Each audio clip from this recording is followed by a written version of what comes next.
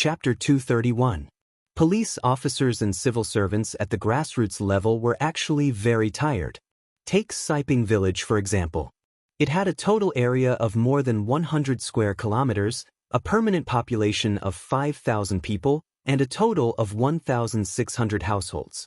There were only 12 police officers and auxiliary police officers in the village police station. These 12 people were responsible for more than 100 square kilometers of territory. Every day, in addition to maintaining law and order in the area, they also had to handle daily business. They had to run more than 10 kilometers for a trivial matter.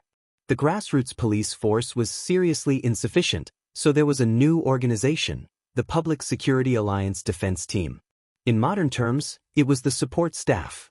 When the Siping Public Security Alliance Defense Team was officially established, the leaders of the County Public Security Bureau, township secretaries, village secretaries, villagers' representatives, and enterprise representatives all attended. 70 to 80 people attended the defense team's signing ceremony, but there were only 10 people in the defense team. They were mainly composed of young people who did not go out to work. Young people who did not go out to work sounded good, but in fact, it referred to young people like Chunhua who were idle all day and unwilling to go out to work. Now, more than half of the members of the defense team stood in front of Qinshi. Because this was a private matter, no one wore uniforms, but they still took out the batons issued by the police station. This thing was easy to use. It was of military quality. Because the first section was thinner, the pressure generated under the same pressure would be higher. In addition, the baton itself was made of steel, so its lethality was much higher than ordinary batons. Basically, one hit from the baton could split a person's skin and flesh. For specific details, you can refer to Kill Break Wolf 1, Zhen Ziden vs. Wu Jing. The villagers needed the defense team to intervene when they fought, but what if the defense team wanted to fight? Then, only the police station could intervene. However, Chunhua had already called the police station before they set off, and the director gave them 5 minutes. In other words, the Siping police station would only send police 5 minutes after receiving the call. It would take about 7 or 8 minutes to run from Siping to Tongjiadish. In addition, the villagers could not call the police immediately, so Chunhua had about 15 minutes to do something. For 15 minutes, there was no one to respond to his cries for help.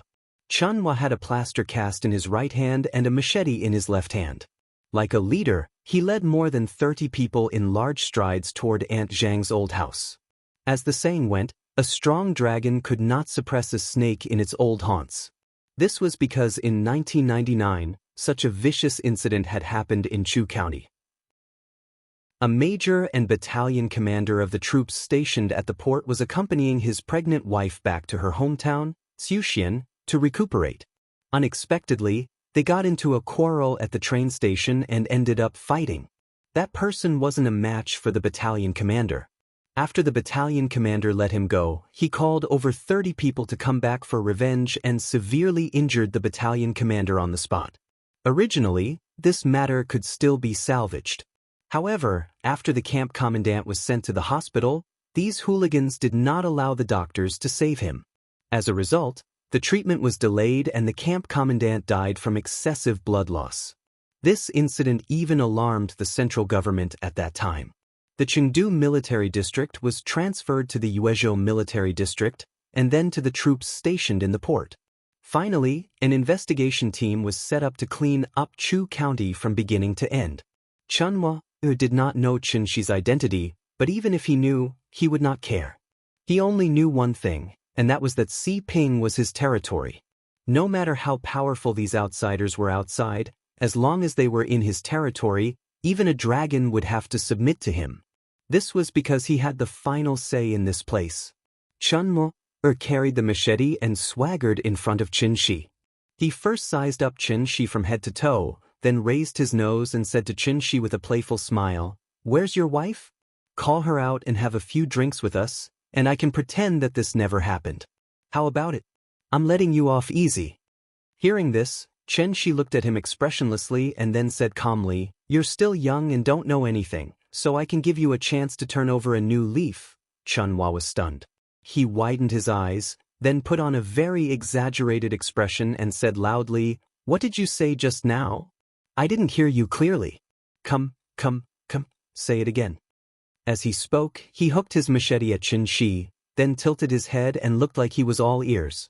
Seeing this, Chen Shi smiled slightly and asked, hands and feet, which do you think is more important?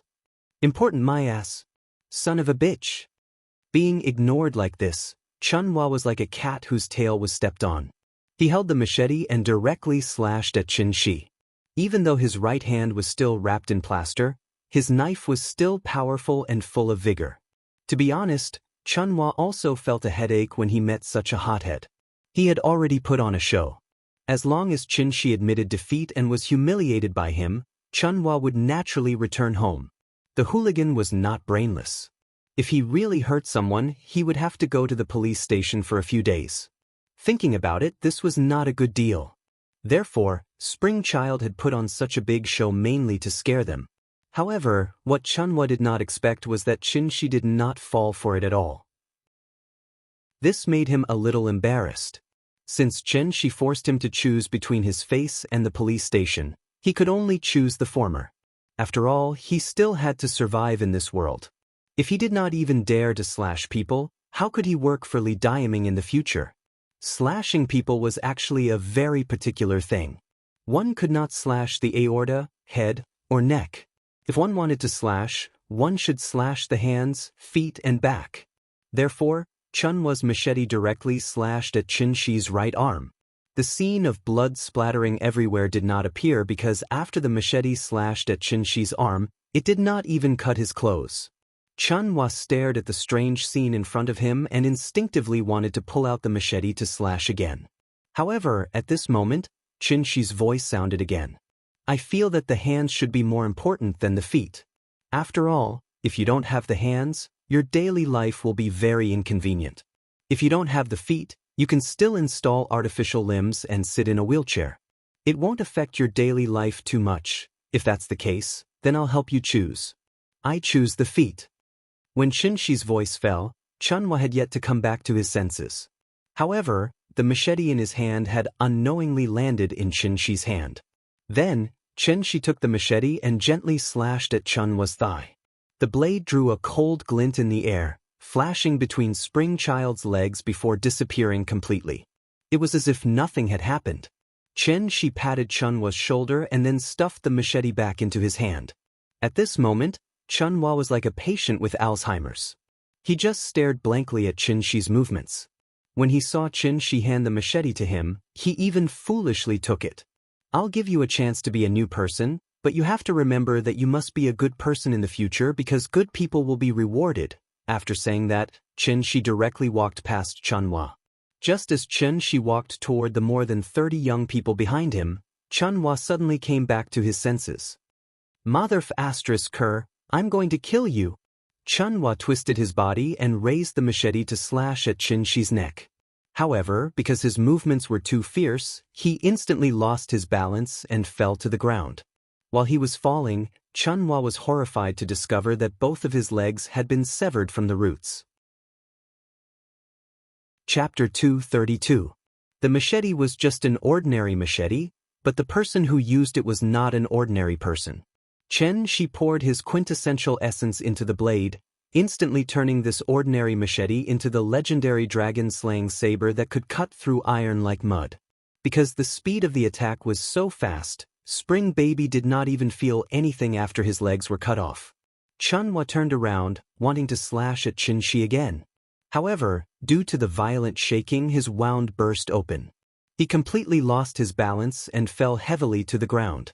The sudden sharp pain from his thigh made Spring Child howl in pain. Lying on the ground, he struggled to straighten his body and take a look. Only then did he realize that both of his legs had been chopped off, and blood was still spurting out from his thighs. Looking at his broken legs slowly falling to the ground, Spring Baby immediately felt a surge of warmth in his pants. When had he ever seen such a tragic scene? Furthermore, it happened to him. Therefore, this young man, who had been acting like he was the boss of the world, was actually so scared that he peed his pants. In fact, it would have been better if he hadn't seen it. When he saw that his leg had been cut off, Spring Baby was really angry, scared, and in pain, to the extent that the piercing pain caused him to faint on the spot. Seeing this, Chen Shi was very considerate and stopped the bleeding for him. Since he had promised to give Chun Hua a chance to turn over a new leaf, then Chen Shi would not take his life. As for the broken leg, because the cut was complete, as long as it was treated in time, there was still a possibility of reattaching it. After all, Hua Xia's limb replantation technique had always been world-class. However, even if it was connected, Spring Baby would not be able to jump around as lively as she was now. From the moment Spring Baby swung his knife at Chen Shi to the moment Chen Shi seized the knife and cut off Spring Baby's legs, everything happened in the blink of an eye. Spring Child spat out a mouthful of blood and fell to the ground. However, the group of youngsters he brought with him was frightened. A few of the more timid ones were so scared that they sat on the ground. After all, the local ruffians were not professional soldiers.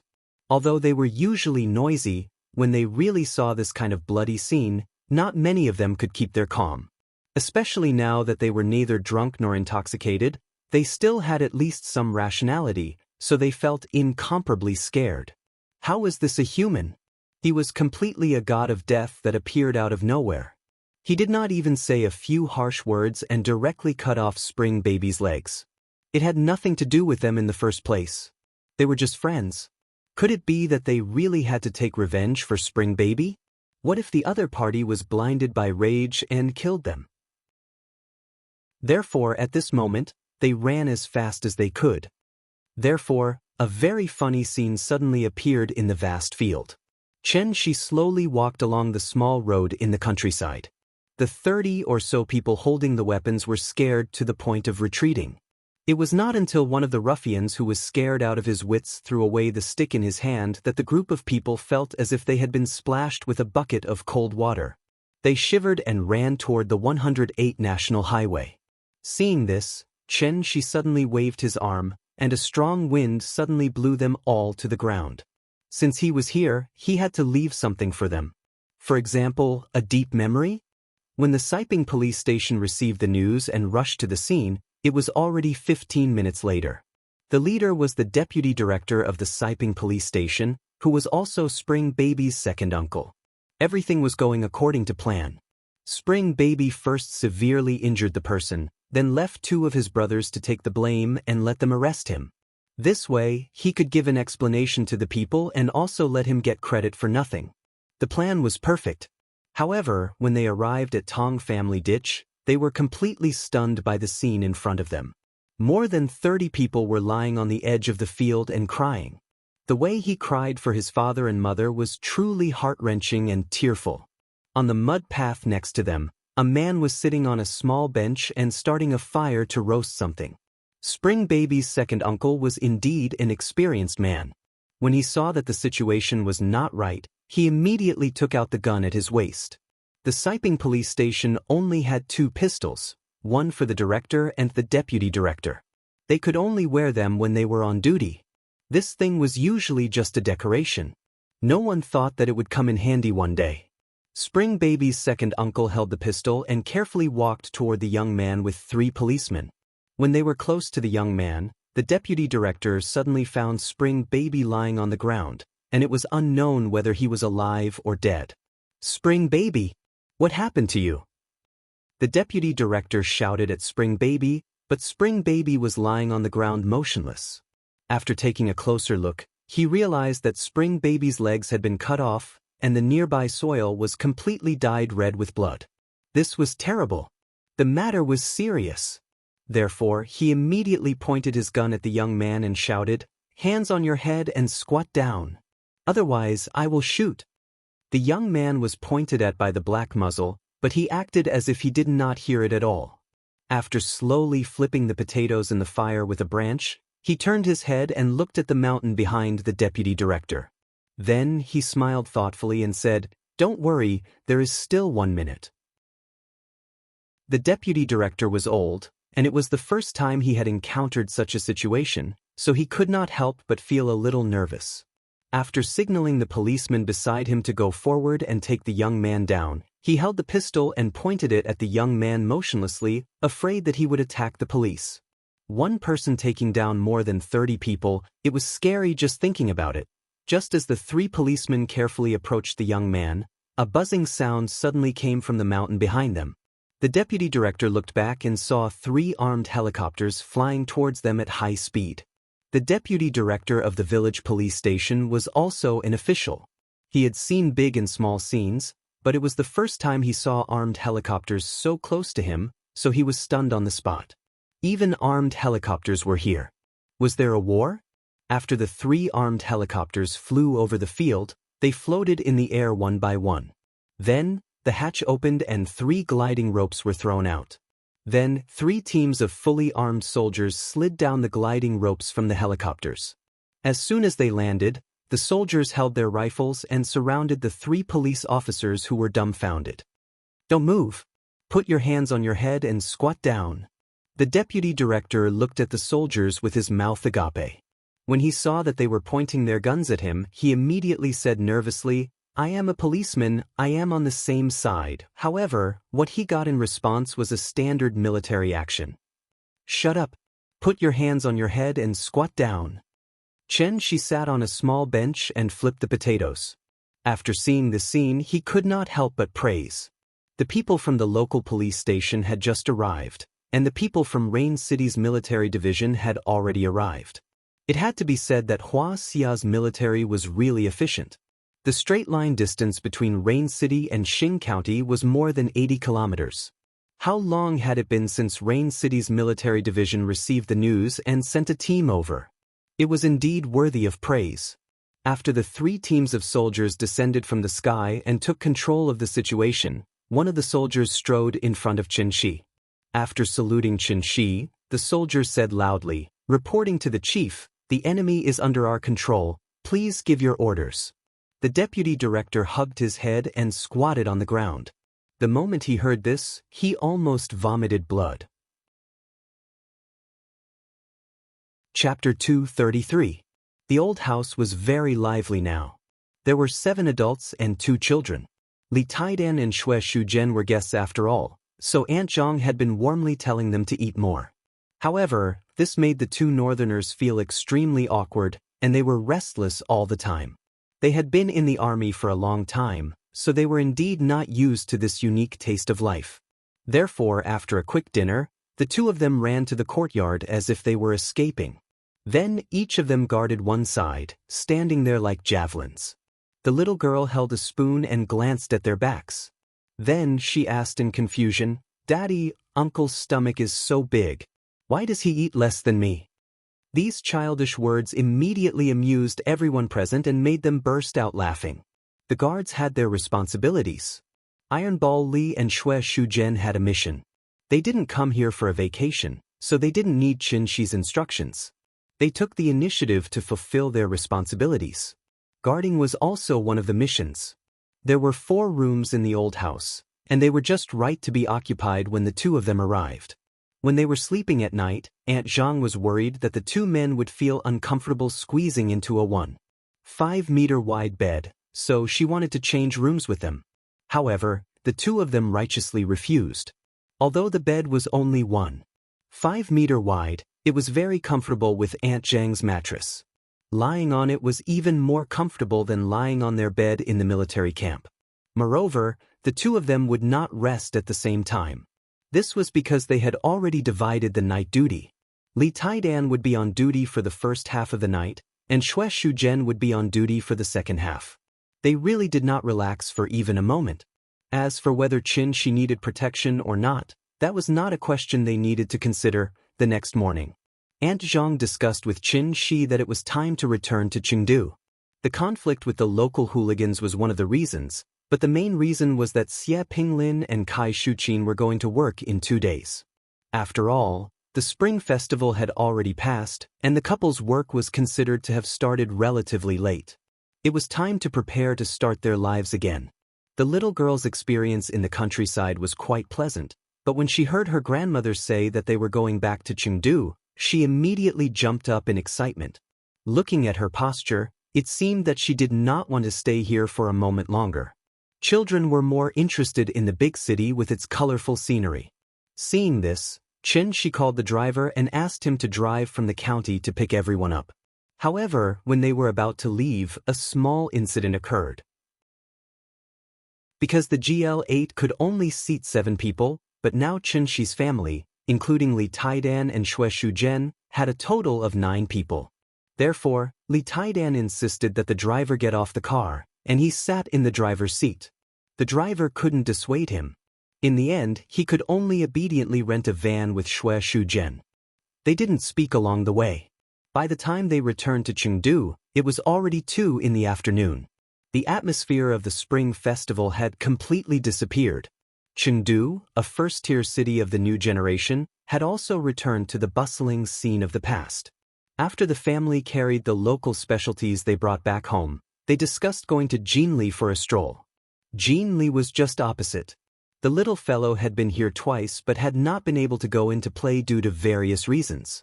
This time, she could finally go in and have some fun. However, just as everyone was walking out of the house and waiting to cross the road, Chen Shi's phone suddenly rang. The caller was Qin Xueqing. Chen Shi picked up the phone. As soon as he said hello, his sister-in-law on the other end of the phone went straight to the point. "I need your help with something." When Chen Shi heard this, he couldn't help but shake his head and laugh. He had just asked Wu Lian for a favor. How long had it been since Wu Lian asked him to return the favor? Go ahead. There was a strange phenomenon in Karakoram. Just like the Taklamakan Desert, a large oasis suddenly appeared. Karakoram? What's that? When Chen Shi heard this term, he was stunned. Now that he had a photographic memory, he was very sure that he had never heard of this term before.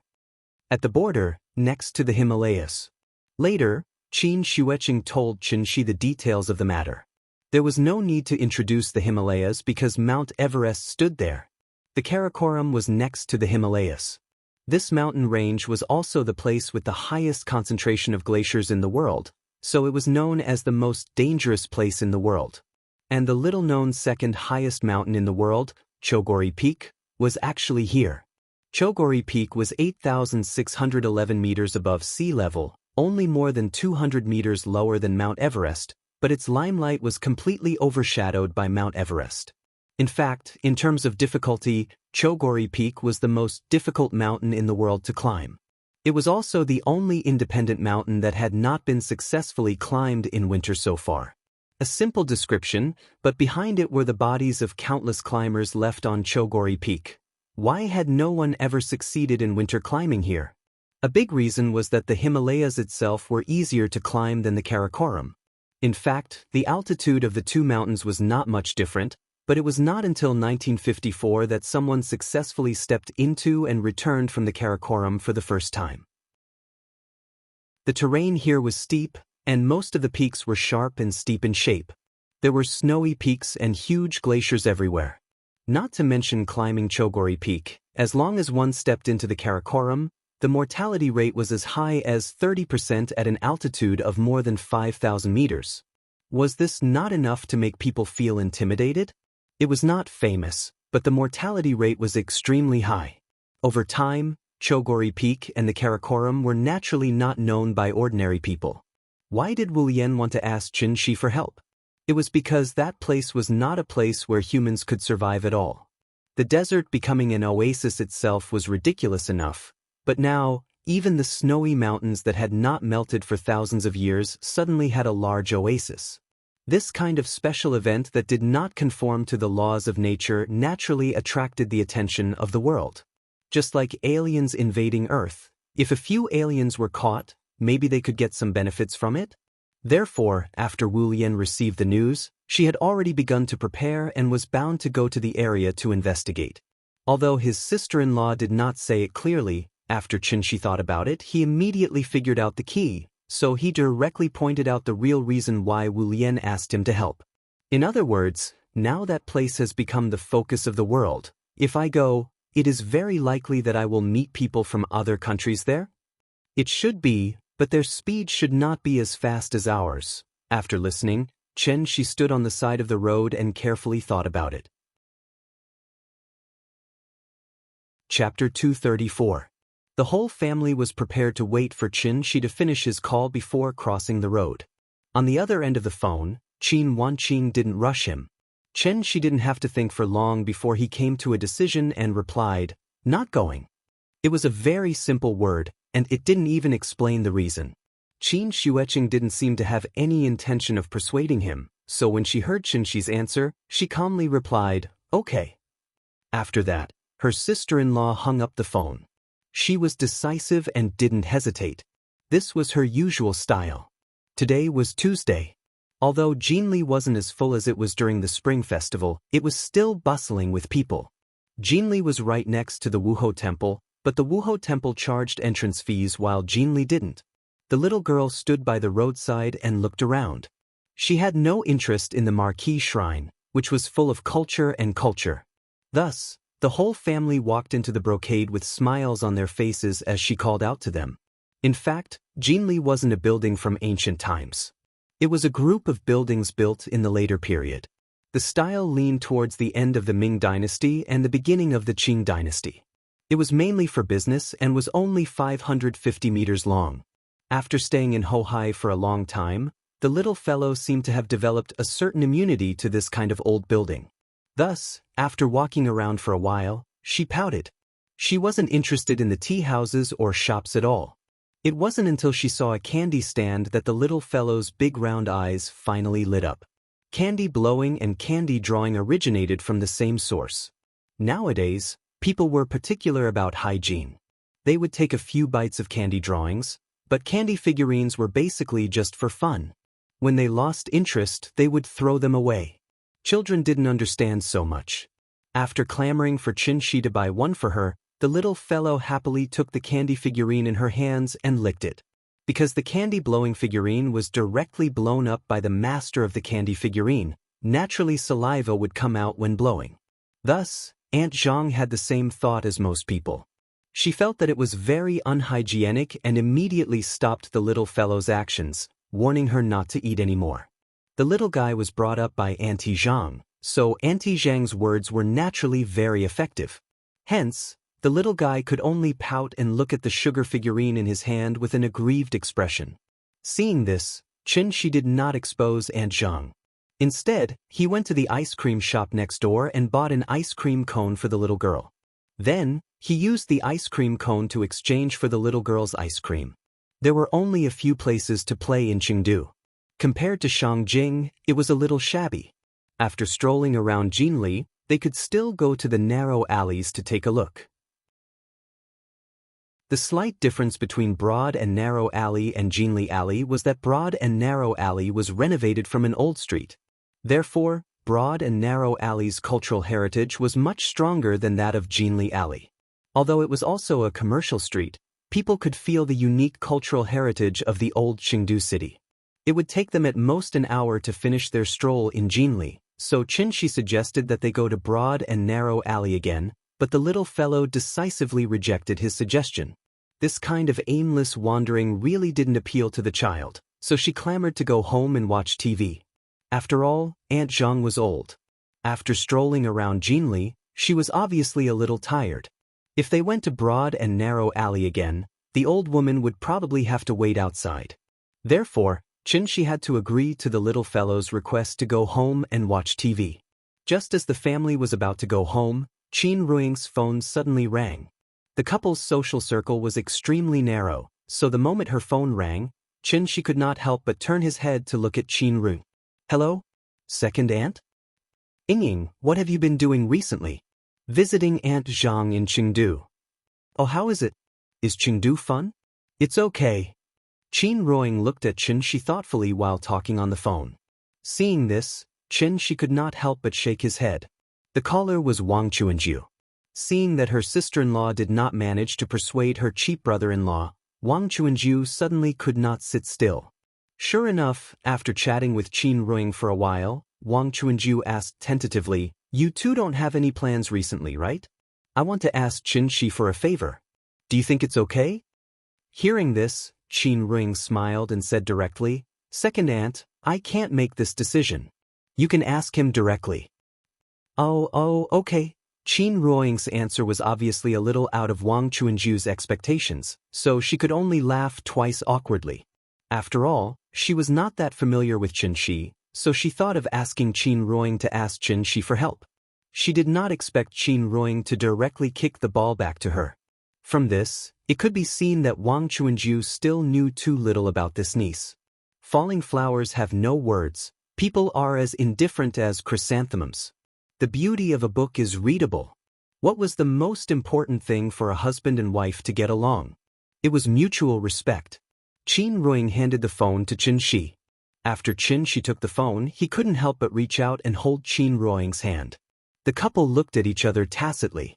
Qin Shi smiled and said to the phone, "Hello? Second aunt?" "Hey, Qin Shi, it's like this. There's something I need your help with. Did Yuan Qin call you just now?" "Yes, she told me briefly just now." "Are you referring to the matter of Karakoram?" "Yes. Did Yuan Qin not tell you clearly?" "We don't have enough people here, so I want to ask you to help lead a team to see the specific situation there. Do you think it's okay?" "Yes, of course. Didn't I promise you that I would make a guest appearance on your show? Send me the time and place, I promise to be there on time." Qin Shi's words were said very quickly.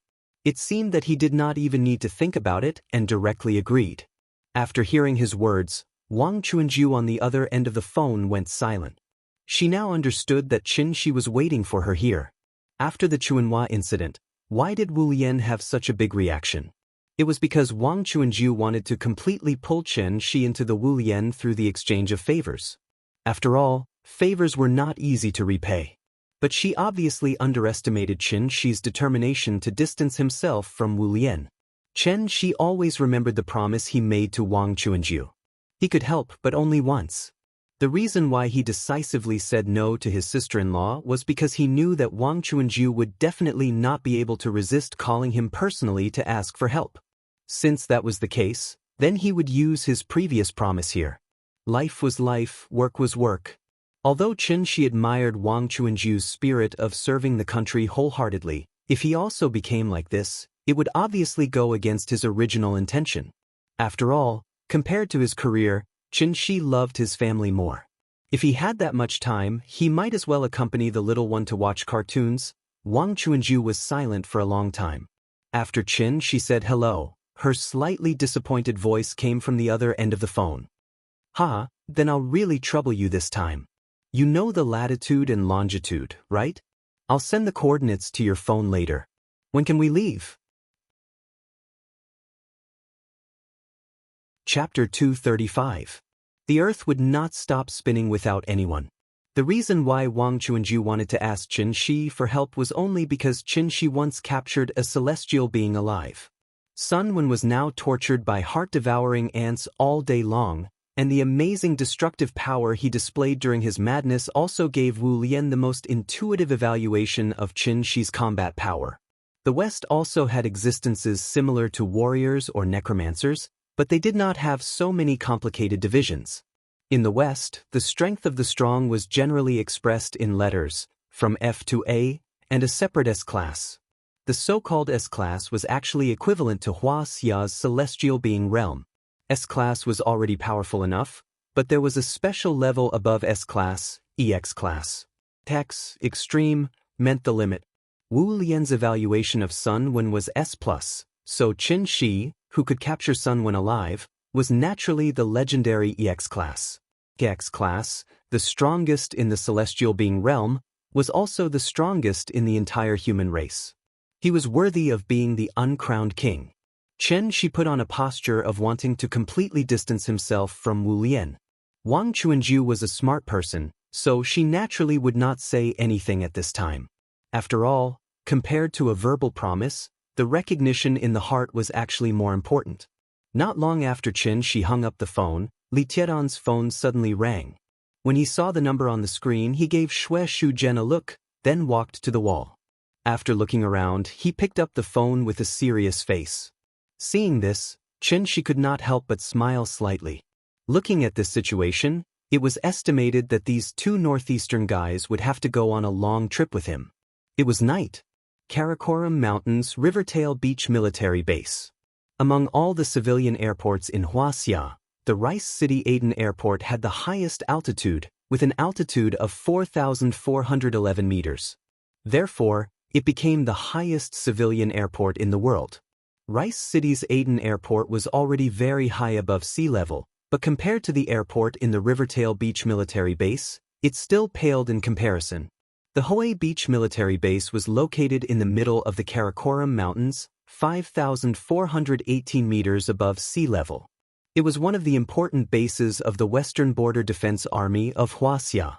This place was covered in snow and ice all year round. It was extremely cold, lacked oxygen, had low pressure, and was exposed to strong ultraviolet rays and cosmic rays. The natural environment was extremely bad, and even the Tibetan antelope could not survive.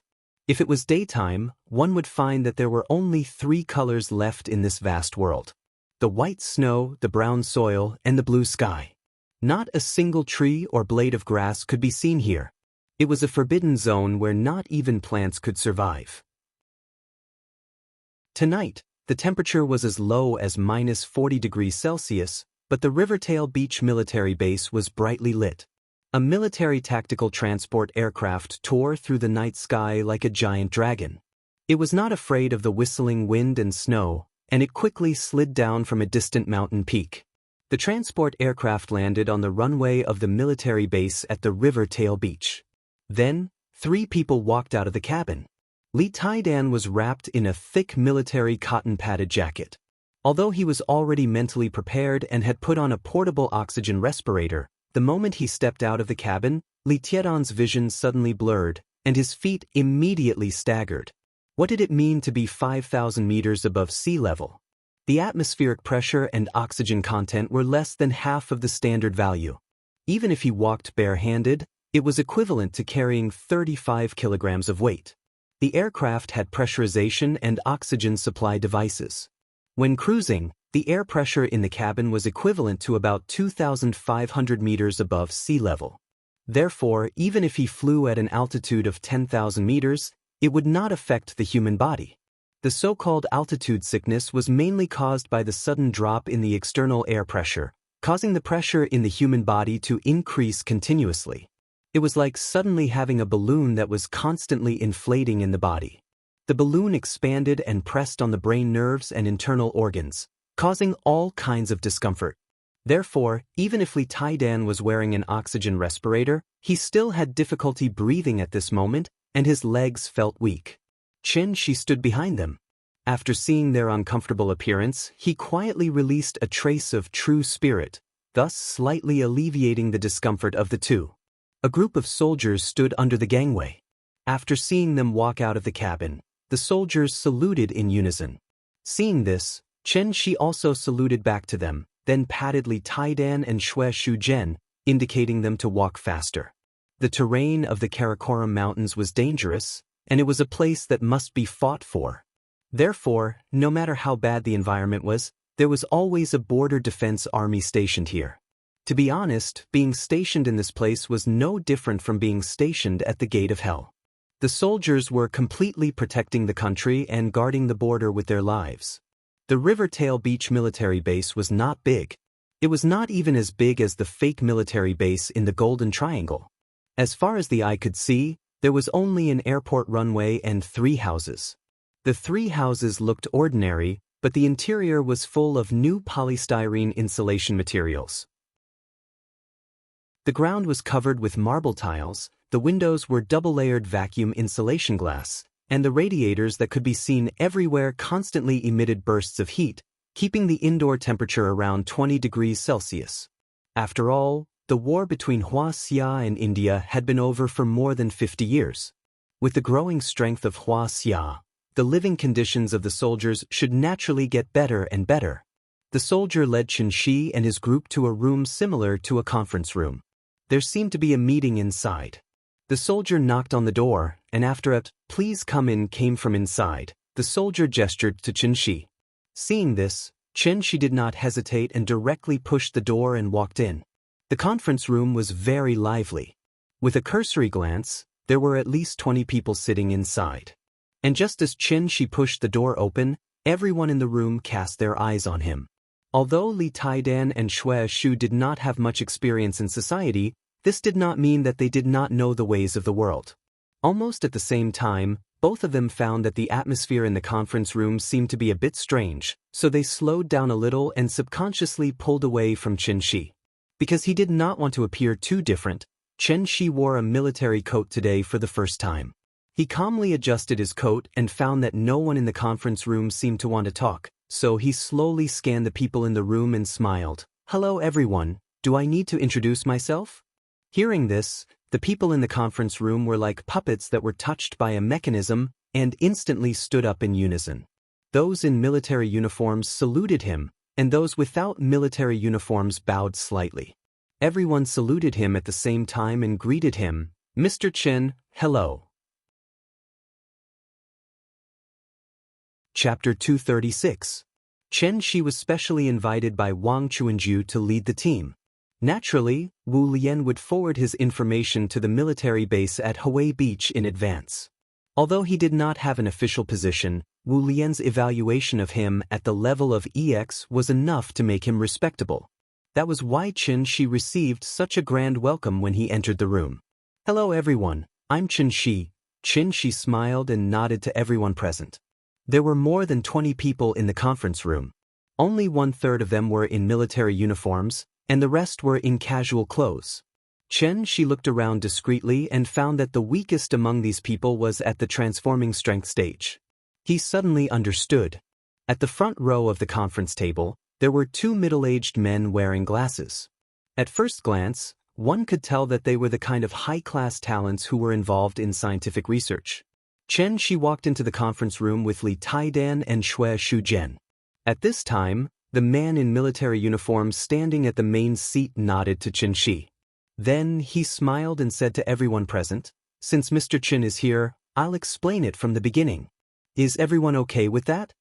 Chen Shi was the leader of this mission. Naturally, no one present had any objections. Therefore, after he took his seat, the man in military uniform got up and went to the tactical blackboard in the corner of the conference room. On the tactical blackboard, there was already a map-like pattern, as well as many arrows with unknown meanings. Looking at the design, it was estimated that this was the location of the mission. After the oasis appeared, all countries have activated signal jammers in this area, causing the surrounding communication systems to be completely paralyzed. So, I can only draw a sketch of the mission area for everyone to see. Everyone, please take a look. This is the area where the mission is located, the Kashmir region. The core area where the oasis is located is not within the actual control of our army. So, this mission has a certain degree of danger. I hope everyone is mentally prepared. Chen Shi was there to help this time, so he had to follow Wu Lian's request and lead several relevant experts to the area to conduct scientific research. There were 2 reasons why he agreed to Wang Chuanju's request. First, he wanted to fulfill his promise. Second, he was very interested in the natural phenomenon caused by the revival of spiritual energy. Chen Shi wanted to see how an oasis could appear at -30 degrees Celsius. Could it be that the spiritual qi of heaven and earth had the effect of changing the temperature? The man in military uniform who stood on the rostrum to tell everyone the details of the mission was the head of the Rivertail Beach military camp, Tian Runxing. Tian Runxing had been stationed in this area for 7 years, so he knew everything around him like the back of his hand. The so-called Kashmir region was actually somewhat similar to the Golden Triangle. It was the junction of Xia, India, and Ba country. The northwestern part of this region was controlled by Ba country, the southern part was controlled by India, and the northeastern part of Aksai Chin was Xia's territory. Both India and Pakistan claimed sovereignty over the whole of Kashmir, so there had always been disputes in this area. Asan was really shameless. In fact, most of Kashmir used to be Xia territory. More than 50 years ago, Asan launched a war against Xia. At that time, Xia had just been established and had experienced several large-scale battles, including the North Vietnamese War and the Korean War. It was when the national strength was at its weakest, so Asan took the opportunity to launch an invasion war against Xia. Although Xia was caught off guard by the Hindustanis in the beginning, after they reacted, they counterattacked and advanced triumphantly, forcing the Hindustanis to retreat.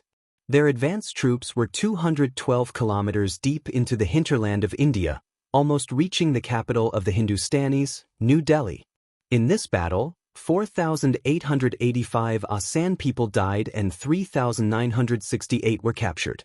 Hua Xia people died and 697 were injured. So if you traveled to Karakoram now, you would see no less than 10 martyrs' cemeteries along the way. Behind the simple numbers, the soldiers only knew how to die for their country on the battlefield. There was no need to bury their bodies on the battlefield. Although they won, they lost. After this battle, Hua Xia, as the victor, did not pursue Asan.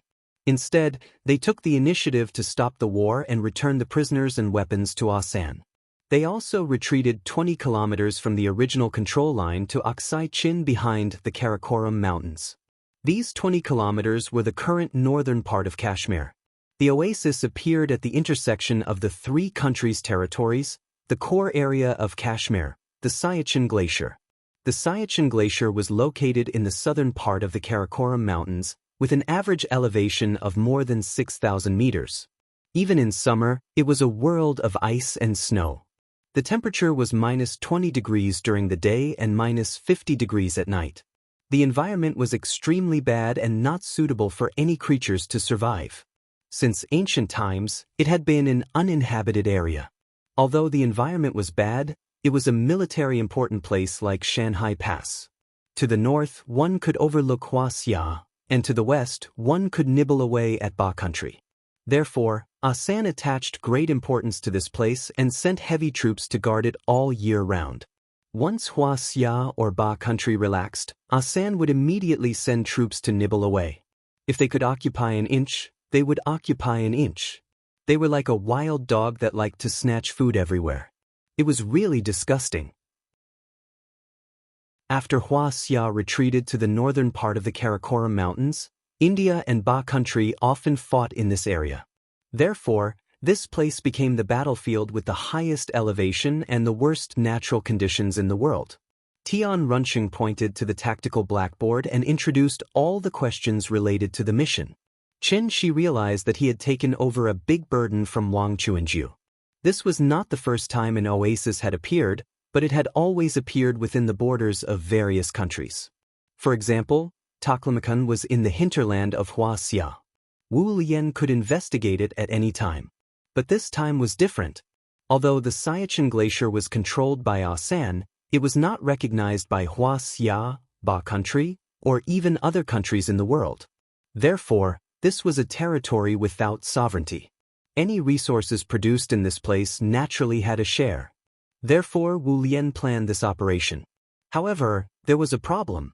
Although no one recognized that this area belonged to Asan, Asan had actual control over this area. In order to not cause unnecessary trouble, this mission could only be carried out in secret and mainly focused on secret investigations. Although Tian Runcheng did not say it explicitly, the meaning in his words was very clear. This mission could only be carried out in secret. Once they were discovered by Asan and a fight broke out, the Hoi Beach military base would not send reinforcements. This was because this was their personal behavior and could not represent Hua Xia. It was precisely because of this that Wu Lian sent out all their elites. Wang Chuanju even used Chen Shi's promise to ask him to come out. In fact, it was just to ensure the success of this mission. Chen Shi sat in his seat and did not speak. After carefully thinking about it, he could not help but frown slightly. This was not the first time an oasis had appeared. Why did Wu Lian attach so much importance to it? What was inside? Chapter 237. The next morning. Chengdu, Wuhou Temple Street. The little fellow was brought into the bathroom by Qin Ruing in a daze. After washing up, she was like a charged robot. Her big eyes sparkled, and her whole body was full of the kind of vitality that only belonged to children. When she came to the kitchen, Chen Shi pinched her little face and asked with a smile, "Ninian, today's breakfast is made by Daddy. Do you like it?" Hearing this, the little thing immediately nodded her head like she was pounding garlic. Although Chen Shi didn't say what she was making, she didn't hide the fact that she wanted to try it. Because Daddy's work must be the best. These days, Aunt Zhang and Qin Ruing had been cooking. Although it was delicious, compared with Qin Shi's cooking, it seemed that there was something lacking. The porridge was not ready yet, so the little thing tiptoed beside the cupboard, wrinkling her little nose and sniffing the fragrance from the casserole. The gluttonous child swallowed her saliva and looked at Qin Shi eagerly. After he scooped out a bowl, she raised her hands and wanted to take it, but was gently patted away by Qin Shi. "Be careful, it's hot. Go sit at the table first. Daddy will bring it to you." Hearing this, the little thing ran to the dining table and climbed onto the chair. It sat on the chair and kept swinging its legs. It really looked like it was unable to endure the thirst. Today's breakfast was red bean and barley porridge. Barley was a Chinese medicine. It was sweet and cool, and had the effect of eliminating spots, acne, and acne. Taking barley regularly could be very good for beauty and make the skin more delicate. At the same time, barley could also remove dampness, promote blood circulation, and play the role of promoting blood circulation, relieving pain, and regulating menstruation and reducing swelling. The little fellow liked sweets, so Qin Shi added a little bit of rock sugar when cooking the porridge. She picked up the spoon and tasted it. It was sweet and sticky, and seemed to have a strange fragrance, so she took the spoon and scooped another spoonful. After smacking her lips twice, the little thing grinned with satisfaction and said, "Papa, it's delicious." "Good girl, eat more if it's delicious." After Qin Shi gave Qin Ruing a bowl of porridge, he patted her head and sat down beside her. He said in a negotiating tone, "Nyan, Dad has something to do today. Let Mom accompany you to Happy Valley later, okay?" The moment Qin Shi mentioned the Happy Valley, the little thing's eyes lit up and it hurriedly nodded. "Alright, I want to go to Happy Valley. Then Daddy will go out. You have to listen to Mommy, okay?" "I know. Good girl, give me a kiss." Qin Shi put his face in front of the little girl and pointed at his own cheek. Seeing this, the little fellow cooperated and smacked on Qin Shi's face, leaving a shallow mark on his cheek. "Bye, Papa." The little guy sat on the chair, twisting his body and waving his little hand at Qin Shi. At this time, Qin Ruing also smiled at Qin Shi and said, "Be careful." Qin Shi nodded lightly, then turned and walked out of the house with a smile on his face. At this moment, their family of 3 was the most ordinary of all the happy families in the world. Rivertail Beach Military Base. 9 a.m. in the morning was actually very late for soldiers. Li Taidan and Xue Shuzhen stood outside Qin Shi's room. The two of them were wondering who should wake Qin Shi up. The operation code name for this mission was Kunlun, and Qin Shi was the person in charge. Because of the weather, they had to wait until 10 a.m. before they could set off. Although it was not time to set off yet, the members of the small team had already gathered and were now in the living room discussing the route they would take and the difficulties they might encounter along the way. At this time, as the leader, Qin Shi was still sleeping in his room. Naturally, his bodyguards were worried sick. Li Taidan hesitated for a while, and finally could not help but go up and knock on the door. However, the door suddenly opened. Qin Shi looked at the 2 frowning men and could not help but ask in confusion, "What's wrong?" "Nothing." Li Taidan was stunned for a moment, then quickly replied, "Mister, he thinks the weather is good today, so he wanted to discuss with you to see if we could set off an hour earlier." "Okay, then let's go." Qin Shi nodded, then directly walked past the 2 of them. Seeing this, Xue Shuzhen quickly asked, "Brother Qin, do you want me to go to the kitchen to heat up something for you?" "No, I've already eaten. Let's go." "You've already eaten?" Hearing this, Li Taidan and Xue Shuzhen could not help but look at each other. Both of them had some doubts in their eyes. Even when the 2 of them were eating or going to the bathroom, one of them would stay outside Qin Shi's room, so they were very sure that Qin Shi did not leave his room at all. So the question was, when did Qin Shi have breakfast? When Qin Shi came downstairs, all the people from the meeting last night were present. When Tian Runqing saw Qin Shi coming downstairs, he immediately stepped forward and said a few words to him. After that, the group was ready to leave. The weather today was very good, and the sun was shining brightly outside. The dazzling sunlight reflected off the snowy mountains, making it almost impossible to open one's eyes. However, although the sun was shining, the temperature was still -20 degrees Celsius. Among the 25 people traveling with Chen Shi, there were 4 scholars. They were all experts in various fields, such as ecology, environmental science, botany, geology, etc. Looking at this situation, Wu Lian really wanted to rely on science to find the reason why the glacier turned into an oasis. 3 military helicopters set off from the Hue Beach base, then went straight to the Klechen River Valley. This was the border of Huaxia, so the helicopters could not fly any further. Therefore, the group got off the helicopter in the Klechen River Valley, then transferred to the all-terrain vehicle provided by the military and drove along the valley all the way to the Siachen Glacier. The Hue Beach was on the sunny side of the Karakoram Mountains, so there was plenty of sunshine, so the snow did not cover all the rocks and soil. The Klechen River Valley was on the shady side of the mountains, so the terrain was relatively gentle. In addition, the snow did not melt all year round, so it had become a thick layer of glacier. The glacier poured down from the top of the high mountain, and the sun shone, immediately reflecting a dazzling light. It could be described as golden, magnificent, and glorious. The huge ice cave and steep ice bridge were just like the legendary Crystal Palace. Chen Shi took out his mobile phone, wanting to take a few photos to show to the little girl. However, when he took out his mobile phone, he found that it could not be turned on.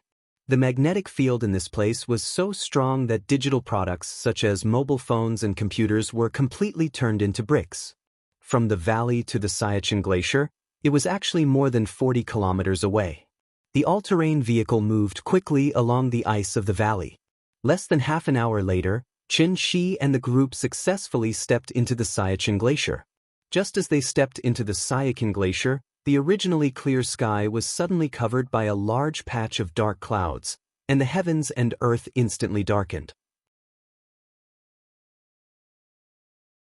Chapter 238. The climate of the plateau changed rapidly, and the temperature difference between day and night was huge. All the temperature came from the direct sunlight. Therefore, when the sun was covered by the thick dark clouds, the temperature suddenly dropped a lot. Due to the effect of the atmospheric thermal circulation, the wind during the day would blow from the bottom of the valley to the top of the mountain. However, at night, the wind would blow from the top of the mountain to the valley. This phenomenon was the so-called valley wind. Although it was still morning, because the sun was blocked by the dark clouds, the mountain wind began to blow from the top of the mountain to the bottom of the valley. Chen Shi and the others drove in the Klechen River Valley. The mountain wind suddenly blew, and the snowflakes dancing in the sky suddenly scattered into the valley. The sky was dark, and the heavy snow gradually blurred the vision. The driver was a scout under Tian Runqing. After seeing the situation, his reaction was very fast. He drove the all-terrain vehicle directly to the rocky slope on the side of the valley. As the saying went, there are not many avalanches on rocky slopes in dense forests, but there are more avalanches on slopes where snow eaves are lee of the wind. Both sides of the Klechen River Valley were full of glaciers and snow. It was very dangerous to stay in the valley when the wind blew, because if you were not careful, you could be buried alive by the snow. The military all-terrain vehicle used tank tracks. It ran along the 70 to 80 degree snow slope as if it was running on flat ground, kicking up a lot of snow as it went straight to the mountainside. When the slope was less than 20 degrees, it was generally impossible for an avalanche to occur. Therefore, when the all-terrain vehicle drove into the valley, it directly rushed toward the open and gentle slope. The Siachen Glacier was the largest of the many glaciers in the vicinity. The snow fell from the top of the Karakoram Mountains to the valley, and finally formed such a large glacier. This place was barren, and there were no animals, so it was also called the end of the world. The Hindustani army had been stationed in the Siachen Glacier for nearly 30 years. In the past 30 years, the number of Hindustani soldiers who died because of non-war reasons had reached as high as 9,000 people. This was the shady side of the mountain, and the conditions were much worse than the beach at the end of the river. The Hindustani soldiers were at such a high altitude, and it was very difficult for them to eat and walk.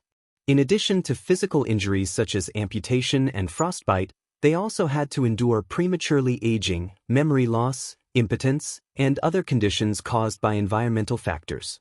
These brought great mental stress to the soldiers. Therefore, The end of the world was not necessarily heaven, but hell. The snowstorm was getting heavier and heavier. Like a summer shower, the violent mountain winds carried countless snowflakes as they whistled from the horizon. A blizzard was coming. Seeing this, the driver had no choice but to stop the car next to a huge rock. The three all-terrain vehicles formed a temporary position in a tripartite formation. The group could only sit in the vehicles and wait for the blizzard to subside. In Chen Shi's car, other than the driver, Tai Den Li, and Xue Shuzhen, the rest were all scientific researchers who were national treasures. After the middle-aged man called Professor, he glanced at the situation outside the window. He couldn't help but frown and muttered to himself, "I contacted the weather detection center before we set off. Today should be a sunny day. Why is there a sudden snowstorm?"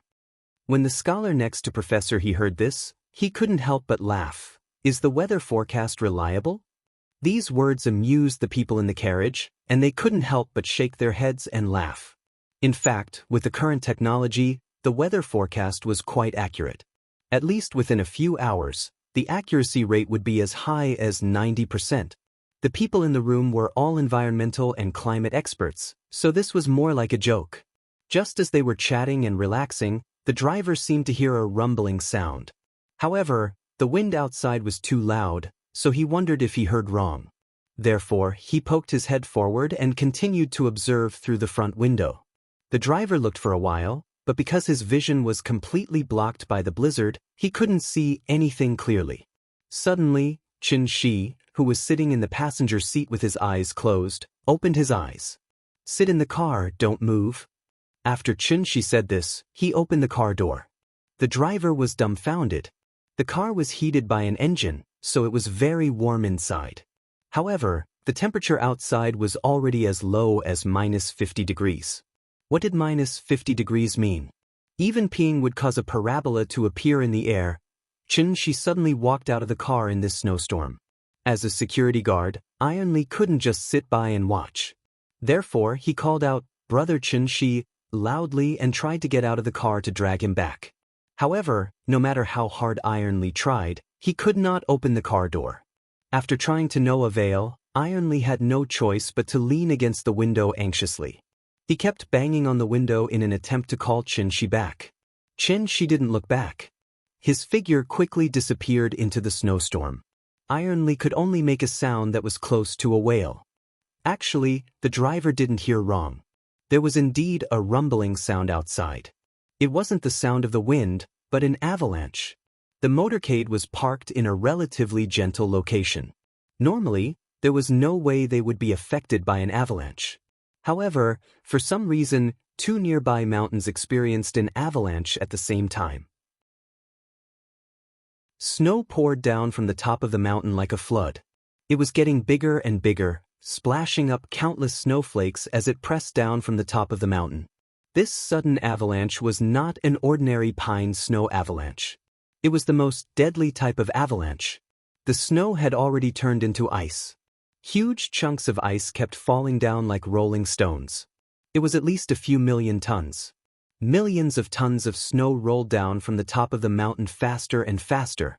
Like two white snow dragons soaring through the clouds, they whizzed down along the two sides of the mountain, bringing with them a majestic and unparalleled power, sweeping away everything in their path. At this rate, the motorcade would be flattened by the snow before they could leave. After all, in front of the fury of nature, humans were extremely small. Chen Shi stood in the vast expanse of white snow, as if she was touching a piece of white paper with a pen, almost imperceptible. Due to the acceleration of gravity, the snow was falling faster and faster. In the end, it was almost 100 meters per second, which was 360 kilometers per second. This was the speed of a top supercar. In the momentum formula derived from Newton's second law, Ft equals mv. Then there was a problem. Millions of tons of snow falling at a speed of 100 meters per second. How much impact would it have on the objects below? Chen Shi raised his head. His gaze pierced through the snow and saw the situation on the mountain. Then, a long sword of frost and snow suddenly appeared in his hand. Boom! The two white dragons collided on the plains where the motorcade was located. In an instant, a powdery snow cloud hundreds of meters high was set off. In an instant, there was only a vast expanse of whiteness left. Chapter 239. The two avalanches almost reached the foot of the mountain at the same time and then collided on the plateau below. But because the angle was less than 45 degrees, the collision did not slow down the momentum of the avalanches. Instead, the power of the two avalanches suddenly gathered in one place. The two white snow dragons instantly merged into one, and with an even more violent momentum, they continued to fiercely pounce on the plateau below the mountain. The snowstorm filled the sky, and the snow clouds wreaked havoc. The white dragon roared at the sky, and the rumbling sound was like winter thunder, constantly reverberating and shaking the mountains more than 6,000 meters above sea level. Just listening to the sound was enough to make people's hearts tremble. This violent force of millions of tons did not stop after pouncing from the top of the mountain to the foot of the mountain. Instead, with an unstoppable force, it continued to pounce forward along the slope. Everywhere the snow dragon passed, a thick snow fog rose. Large amounts of powdery snow clouds with ice shards, like fragments of grenades exploding, constantly shot in all directions. If someone was standing nearby, they would probably be shot into a sieve on the spot. When the frost and snow cleared, only a thick layer of snow was left behind the snow dragon. The snow layer was like soft cotton candy, spreading out on the plateau. It looked like it was at least 10 meters thick.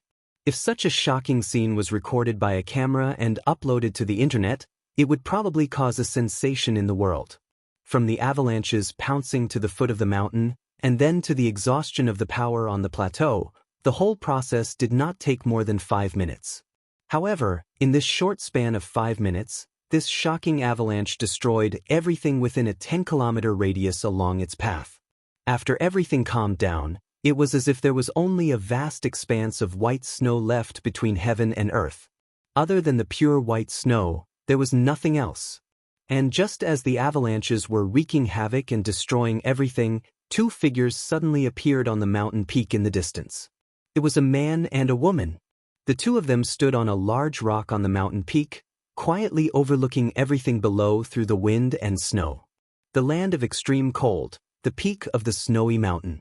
The man wore a pleated long-sleeved shirt that reached his knees, with a slit on his neck and complicated and exquisite decorations, and a long navy blue shawl on his shoulders. The most eye-catching feature was the hat on his head, which was wrapped in a turban.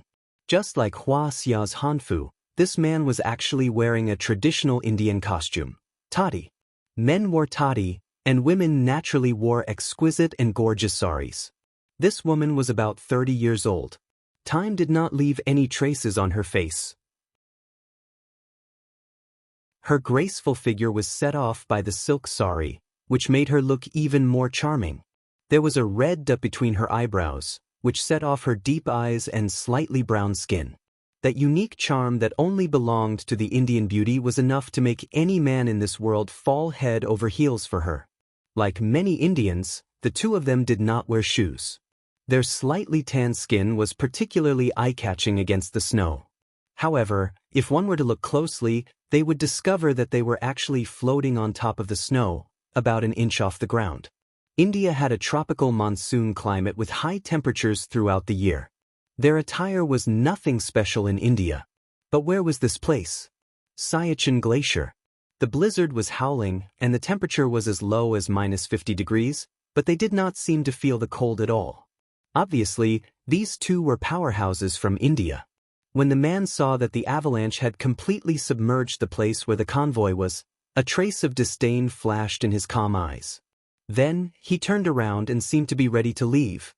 But just as the man was about to leave, he suddenly seemed to have sensed something and hurriedly turned back to look in that direction. The clouds dispersed, and only a thick layer of snow was left in the plateau.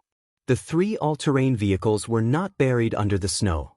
Instead, they were strangely flying in the air. After the avalanche subsided, the three all-terrain vehicles that weighed nearly 10 tons slowly fell from the air. Then, as if they had fallen into a swamp, they kept sinking. It was not until the snow completely swallowed the vehicle's tracks that the three all-terrain vehicles finally stopped sinking.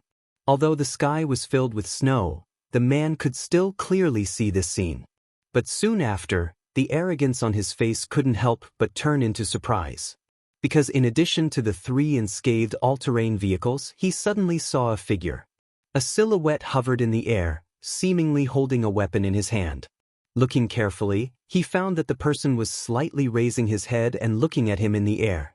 The snowstorm was still the same. After Chen-shi slowly put the vehicle on the snow, he turned his head and looked at the mountain peak in the distance. The convoy had just arrived at the Siachen Glacier when they encountered this devastating avalanche. Obviously, it was caused by the 2 people in front of him. In that case, it would be impolite not to reciprocate. He raised his sword to the sky and slashed out. A green light flew out from the tip of Chen-shi's sword. After Chen-shi slashed out with her sword, the sword shadow that was originally only 3 feet long grew larger and more solid with every inch that it flew higher into the sky. It grew at a speed that was almost visible to the naked eye. In the blink of an eye, the sword light that was hundreds of feet high rushed into the sky and slashed at the mountain peak where the man and woman were. The shadow of the sword light came down from the top and the sword edge directly hit the mountain peak. Boom! With an earth-shattering sound, there was a violent explosion at the mountain peak. Boulders, soil, glaciers, and snow all exploded. It was like blowing up an abandoned high-rise building. This sword directly split the mountain peak into 2. The flying boulders continued to slide down from the mountain and fell to the ground, making a series of dong-dong-dong sounds. It was as if someone was beating a drum. The drum beats were dense and did not stop. The boulders hit the ground heavily, and the huge impact caused the entire ground to begin to shake. If it was not for the fact that there had been a big avalanche just now, there would probably be an even bigger avalanche now. The mountain wind was biting cold, and the snowstorm was raging. The dust and gravel raised by the explosion were instantly blown away by the wind. Looking into the wind and snow, the sharp mountain peak was actually split in half by Chen-shi's sword. Half of it had fallen down the mountain, and the other half was still on the verge of collapse. Finally, under the continuous attack of the strong wind, the remaining half of the mountain could no longer hold on. With a series of loud rumbling sounds, this half of the mountain peak collapsed heavily from the mountain peak. Chapter 240. I have a sword. It can split mountains and break peaks like a hot knife through butter. After he swung his sword, a small part of the towering mountain peak was instantly chopped off by Chen-shi. His current appearance was the complete opposite of his usual amiable and approachable appearance. Holding the frost snow longsword in his hand, he stood in the air, his body exuding an awe-inspiring aura. After Chen-shi split the mountain peak with his sword, a figure suddenly appeared on top of the mountain range. Judging from his appearance, he was an Indian. That person was covered in dust, his hair was tied up in a bun, he wore a crescent moon on his head, and a long snake around his neck. He wore a string of skulls on his chest, and a tiger skin around his waist.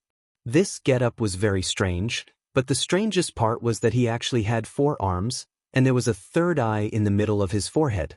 The third eye in the middle of his forehead was like a pool of blood, dark red and eerie. As the pupil moved, it constantly emitted a cold and evil feeling. His 4 arms were holding a trident, an axe, a tambourine, and a club. This getup looked somewhat similar to the Black Bhairaf statue in the square of the Kathmandu Palace. The so-called Black Bhairaf statue was actually Mahakala.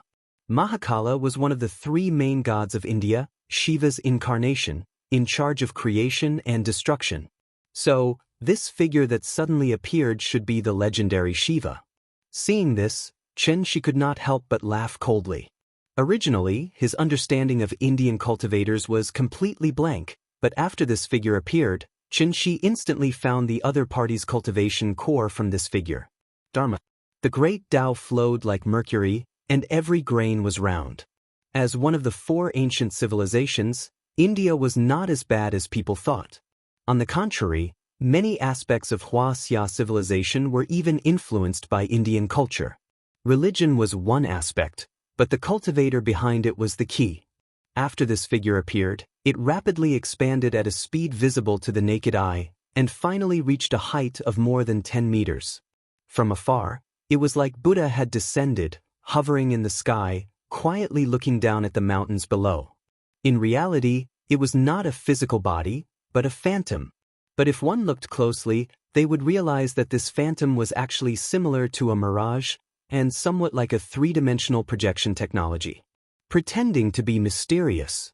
Just as Chen Shi swung his sword and was about to release another sword gleam, the phantom suddenly spoke. The Brahmins and the Wu Lian of Huaxia had an agreement, with the Himalayas as the boundary and not invading each other. Are you going to violate this agreement today? The Shiva statue's lips were slightly opened, and its four arms were gently waving. It looked like this giant statue was talking. His Mandarin was not very fluent, so it sounded a little awkward. However, his voice was deep and resounding. After he finished speaking, his voice continued to reverberate in the mountains. Agreement? Didn't you want to bury us alive with an avalanche? Isn't it too late to talk to me about an agreement now? At this point, Chen Shi suddenly pointed the tip of his sword and smiled at the Shiva statue. I don't want to kill more, so I can give you a chance. I suggest you consider it carefully. If you leave now, I can let bygones be bygones, and the so-called agreement is still valid. Chen Shi was not bloodthirsty, so just like last time when he dealt with Sun Wen, even if the other party attacked first, he chose to give the other party a chance to live. But the person in front of him was fundamentally different from Sun Wen, because he was a pure-blooded Indian noble, a Brahmin. In a country like India with a strict caste system, how could a Brahmin with a supreme status bow down to Huaxia? Therefore, before Chen Shi finished speaking, the expression on the face of the statue was as lifelike as a real person, and it suddenly became furious. The statue let out a roar, the third eye on the forehead suddenly glowed red, and a strange Sanskrit voice echoed among the mountains. Then, a ray of light with a destructive aura shot out from his eyes. Like a laser cannon, it hit Chen Shi in an instant. It was not right to say that it hit, because a golden barrier suddenly rose in front of Chen Shi. The golden barrier blocked the red light. At this time, Chen Shi suddenly released the long sword in his hand. The long sword of frost and snow did not fall, but was suspended in the air.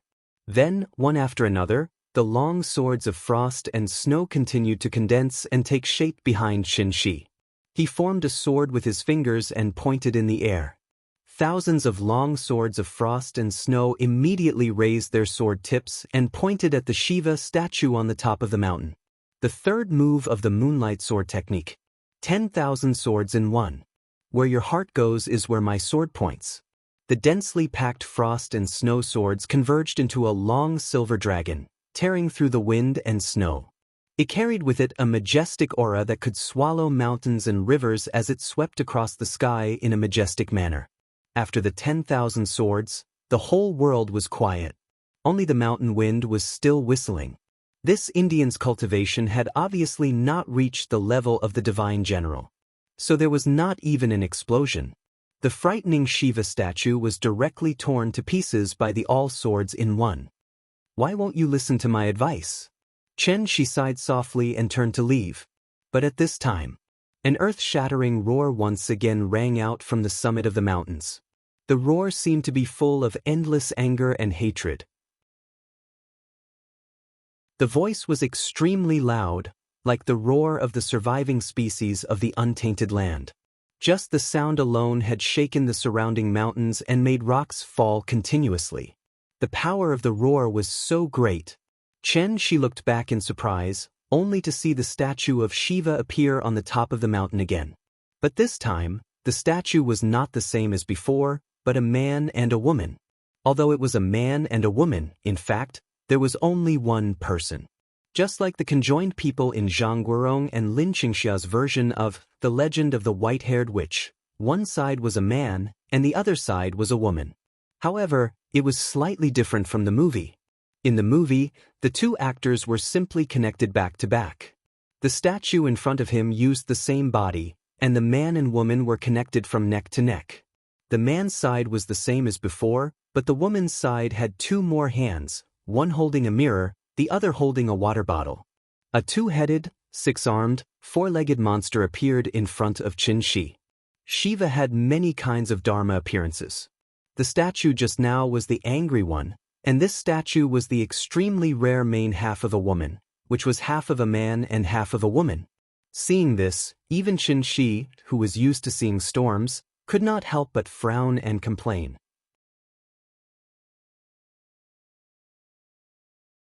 Chapter 241. Brahma, book creator, Shiva, Mahesvara, and Vishnu, Mahesvara, were known as the three main gods of India. Brahma's position was similar to Pangu, Vishnu was similar to Fushi, and Shiva was similar to Nuwa. Different from Nuwa's compassion, Shiva had one more hobby than Nuwa when he was creating things, and that was destruction. Shiva represented creation and destruction, which was why he was worshipped by the Indians as the main god with the strongest combat power. The huge statue that appeared in front of Qin Shi was obviously not the real Shiva in the legends. It was just an imposter. It was not right to call it an imposter, because this was the cultivation method of the Indians, Dharma. Huaxia's Buddhism came from India, so the cultivation method of Buddhism was also Dharma. However, Qin Shi had only interacted with necromancers and martial artists, so he did not know that Buddhist cultivators had such things as well. The so-called Dharma referred to the appearance of the various Dharma, which was also the external manifestation of mana. The manifestation of Dharma was not used to scare people, but it contained the application of spells. Just like necromancers who would chant spells before making a move, the Brahmin cultivators would reveal Dharma before making a move. The existence of Dharma was similar to a Shikigami. It was a manifestation of the spiritual energy of heaven and earth after it was refined into vital essence. It could not be separated from the cultivator, and the cultivator could use it to attack. The lethality of Dharma was not judged by its appearance or size, but with the arrogant personality of the Indians, the bigger and more terrifying the Dharma, the better. Therefore, when fighting with an Indian cultivator, one only needed to see how big and strange the Dharma behind him was. As for Dharma, it was just like the saying, the great Tao was like mercury flowing on the ground, and every grain was round. The cultivation methods on earth seemed to be very different, but in reality, they were all the same. This Indian was at most at the level of Sunwen. After being hit by Qin Shi's 1,000 returning swords, even if he did not die, he should be severely injured. But now, he was able to stand up again, and the spirit chi around him was twice as strong as before. This situation immediately aroused Qin Shi's interest. Shiva had thousands of avatars, and the one with the strongest combat power was the half-woman avatar. This kind of spell that could double one's combat strength out of thin air was really scary when he thought about it carefully. If it wasn't Qin Shi who came today but Sunwen instead, Sunwen would probably have died on the spot. Qin Shi closed his eyes, trying to figure out the true essence of this spell from the surging of the spiritual energy of heaven and earth. After the 30-meter-tall statue of Shiva appeared, it did not hesitate for a moment and directly roared in the direction of Qin Shi. Shiva Natraja. Transliteration. Natraja, Shiva's signature skill. He had 2 heads and 2 mouths, so his roar was naturally very shocking. While it was roaring, the 6 arms of the statue started waving. Although these 6 objects were not all weapons, at this moment, all of them were emitting a strong red light. Immediately after, a red light suddenly appeared at the chest of Shiva's statue. Shiva's third eye actually appeared at his chest. Then, a red pillar of light suddenly shot out from the third eye, heading straight for Qin Shi. Qin Shi had not spent so much effort to figure out something in a long time. In this world, there was nothing that he needed to figure out for a long time. Thus, at the same time that Shiva roared, Qin Shi suddenly opened his eyes and shouted, "Found it!" As his voice fell, the phantom of a giant sword appeared behind him out of thin air. That sword phantom was thousands of feet tall, like a pillar that supported the sky. Its shape was simple, and the sword body was covered in dark diamond-shaped patterns. The sword edge near the sword hilt was cast with strange characters. The blade of the long sword was not straight, and the backbone was clearly formed into a line. The widest part was about 1/3 of the sword hilt, and then it curved inwards, until the sword edge protruded outwards, and then converged inwards into a sharp point. Although it was a phantom, the sword was covered in green light, and it gave people a feeling that it was as cold as ice, and that it could cut through hair. Chen Shi did not seem to see the red light emitted by Shiva's statue. Once the sword phantom appeared, he immediately turned to look at the long sword that had been with him for hundreds of years. "Old friend, it's been a long time." Although it was just a phantom, after seeing the sword, Chen Shi could not help but let out a long cry. The difficulty of returning to Earth from Heavenly Spiral was not something that ordinary people could imagine. This sword was one of the prices he had to pay to return to Earth. To Chen Shi, this was a price that was even heavier than the damage to his soul and the depletion of his vital energy. The cultivation techniques on Earth were still too shallow for Chen Shi, so through his observation just now, he had a rough idea of the principle of Dharma manifestation. Therefore, he immediately activated his vital energy and created this peerless divine sword that only existed in his memory. This sword was called Heavenly Divination. "I have a sword that dares to go against the world." Chen Shi had not been so carefree in a long time. After all, to a man, a happy family and a successful career were his lifelong pursuits. Chen Shi already had the former, and the latter was something that he once had. When the Heavenly Divination sword appeared again, the feeling of riding a horse with a sword and singing to the ends of the world came back. Looking at the sword with a cold lamp, how many achievements will the sword have? The incense burner does not care about the common people. Even if a stream of smoke passes away, the clouds are buried, the lonely sun still shines on the ancient tomb.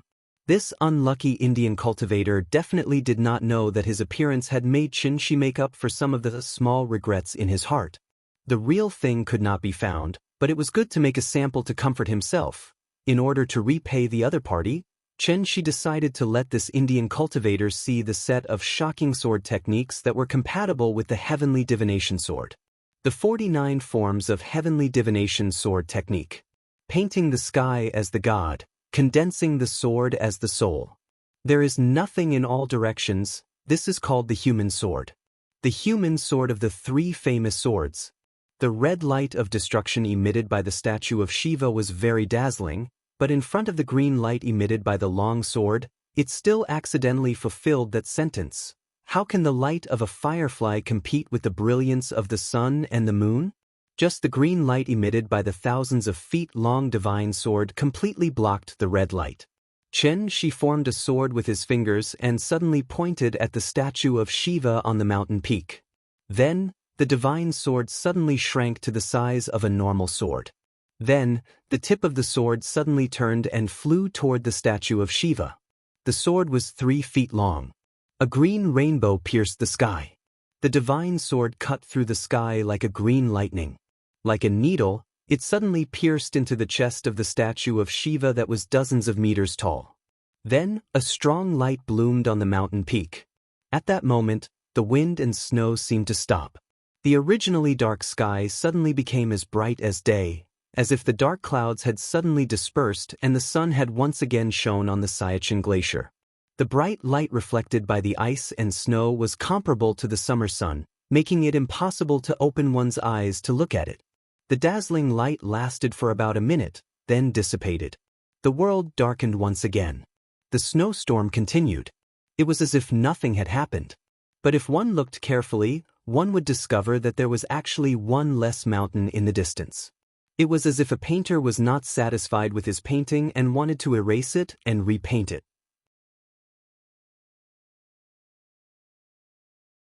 Chapter 242. The Indian cultivators were known as Brahmins. Brahmins were a religious name similar to Buddhism, and they also represented the highest class in Indian society. At the same time, they were an organization similar to the Wulian in India. This Indian cultivator, who had only met Chen Shi once and did not even mention his name, was completely reduced to dust by the attack of the divine sword shadow. Then, he fell to every corner of the Siachen Glacier with the wind and snow. It was not right to say that it was only one person. In fact, it was 2 people. 2 celestial realm cultivators who were comparable to Sunwon. This secret technique that could instantly double one's combat power was called Maithuna among the Brahmins, which was also known as dual cultivation. Dual cultivation originated from the Brahmins of India. It was originally a cultivation method, but after it spread to Huaxia, it was misinterpreted and abused by the Tibetan esoteric sect. It completely became a trick to cheat people and lost its value and meaning. After all, dual cultivation was not as simple as rolling in the sheets. First, one had to find a man and a woman who were of equal talent and had the same mind. They had to cultivate according to the secret technique from a young age, so that they could enter a state of harmony and life and death together. The close connection from the soul to the body allowed their combat power to have a superimposed effect. This kind of shameless secret technique was also the main reason why the martial arts world of Huaxia was generally unwilling to provoke the Brahmins. But then again, celestial realm cultivators were rare. Now that a pair had died, it was a very heavy blow to the Indian Brahmins. Once the news spread back to Huaxia, who knew how many people would clap their hands and applaud? Regarding this, Qin Shi didn't have much of a reaction. He silently glanced at the mountain that he had flattened. After confirming that the opponent's aura had completely disappeared, he turned to look in the direction of the convoy. At this moment, a green light flashed. The shadow of the Tianyan divine sword reappeared beside Qin Shi. After taking a deep look at this old friend that had been with him day and night, Qin Shi gently waved his arm, and the shadow of the divine sword slowly dissipated. This trip could be considered a small gain. Although Qin Shi's understanding of Dharma powers was still too shallow, he had enough cultivation and experience. As long as he was given enough time, he would definitely be able to grasp the true essence of the Dharma idol. He would no longer be able to merely grasp the shape of the Dharma idol. Thinking of this, Qin Shi couldn't help but look up at the dark sky. The real Tianyan sword might be lying quietly in some corner of the vast universe right now. Iron Egg Lee was leaning against the car window. When he saw Qin Shi's figure appear through the snow, he couldn't help but exclaim in surprise. Because of the limited vision, they had been sitting in the car all this time and did not know what was happening outside. However, everyone could still clearly feel the violent tremor just now. It was as if there was an earthquake, and the car kept shaking. If the all-terrain vehicle was like a tin can, then they were the sardines inside. They could only curl up in the can and pray to God helplessly. In front of nature, human beings were always so insignificant. Iron Egg Lee's face was tense. Because he was overly worried about Qin Shi's safety, his eyes were a little red. He had been trying to open the door, but this all-terrain vehicle was a special military bulletproof vehicle. How could he break it with his bare hands? As soon as Qin Shi unlocked the restriction, Iron Egg Lee violently opened the door. Because he used too much force, he even lost his balance and almost fell off the car. Iron Egg Lee's attention was all on Qin Shi, so he didn't notice that the snow had strangely covered the tracks.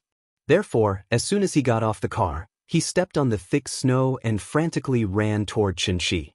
"Mr. Qin, are you okay?" It wasn't easy to be a guard.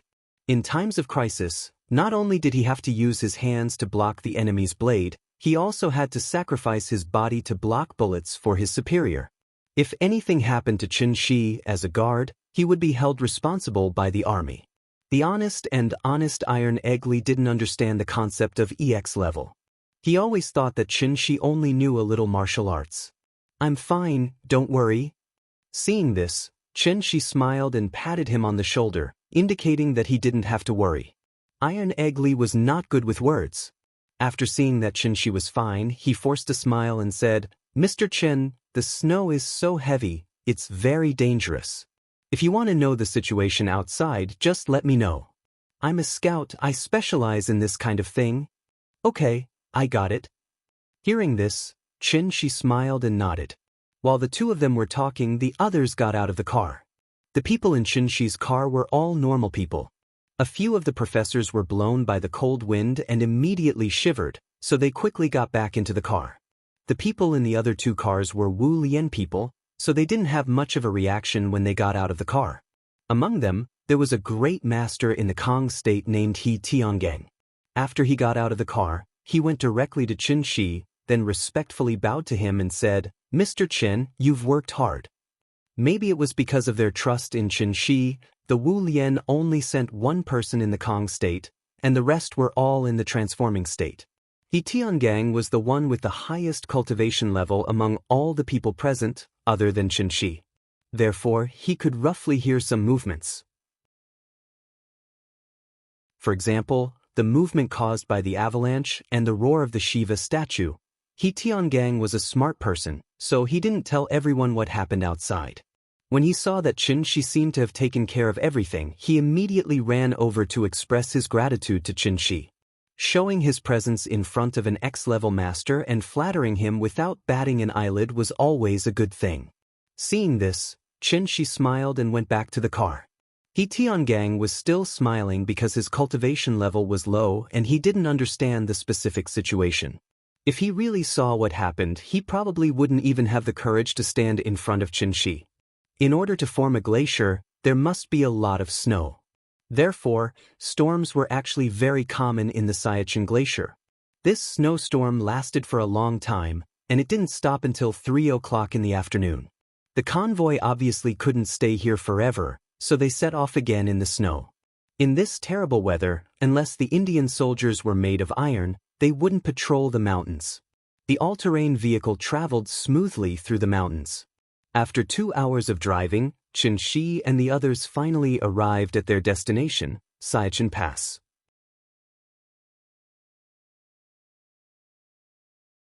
Chapter 243. India's mountain combat troops were the army with the most experience in high-altitude and cold areas in the world. From 1984 until now, the Indians had successfully built at least 150 strongholds here. But seriously, this place was more meaningful than practical. The temperature was -50 degrees, and it was often accompanied by snowstorms and hailstorms that reached 100 kilometers per hour. If it weren't for the appearance of an oasis, Hua Xia obviously wouldn't have sent people here to investigate. Perhaps it was because of the weather, Qin Shi and his team didn't encounter any Indian sentries along the way.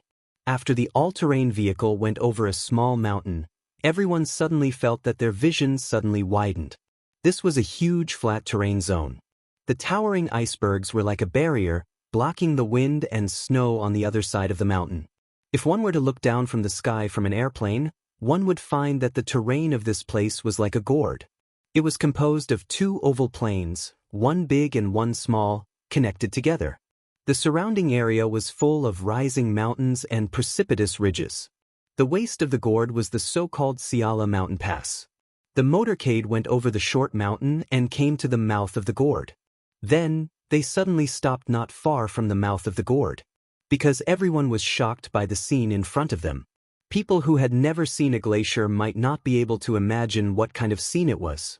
The ground was white, the mountains were white, and the sky was white. As far as the eye could see, it was a vast expanse of whiteness. It was an extreme scene of ice and snow. However, in such a pure world of ice and snow, a large oasis appeared out of thin air. First of all, it was unscientific. Secondly, it was unscientific. Finally, it was unscientific. On the side of the Siachen Glacier, snow was everywhere.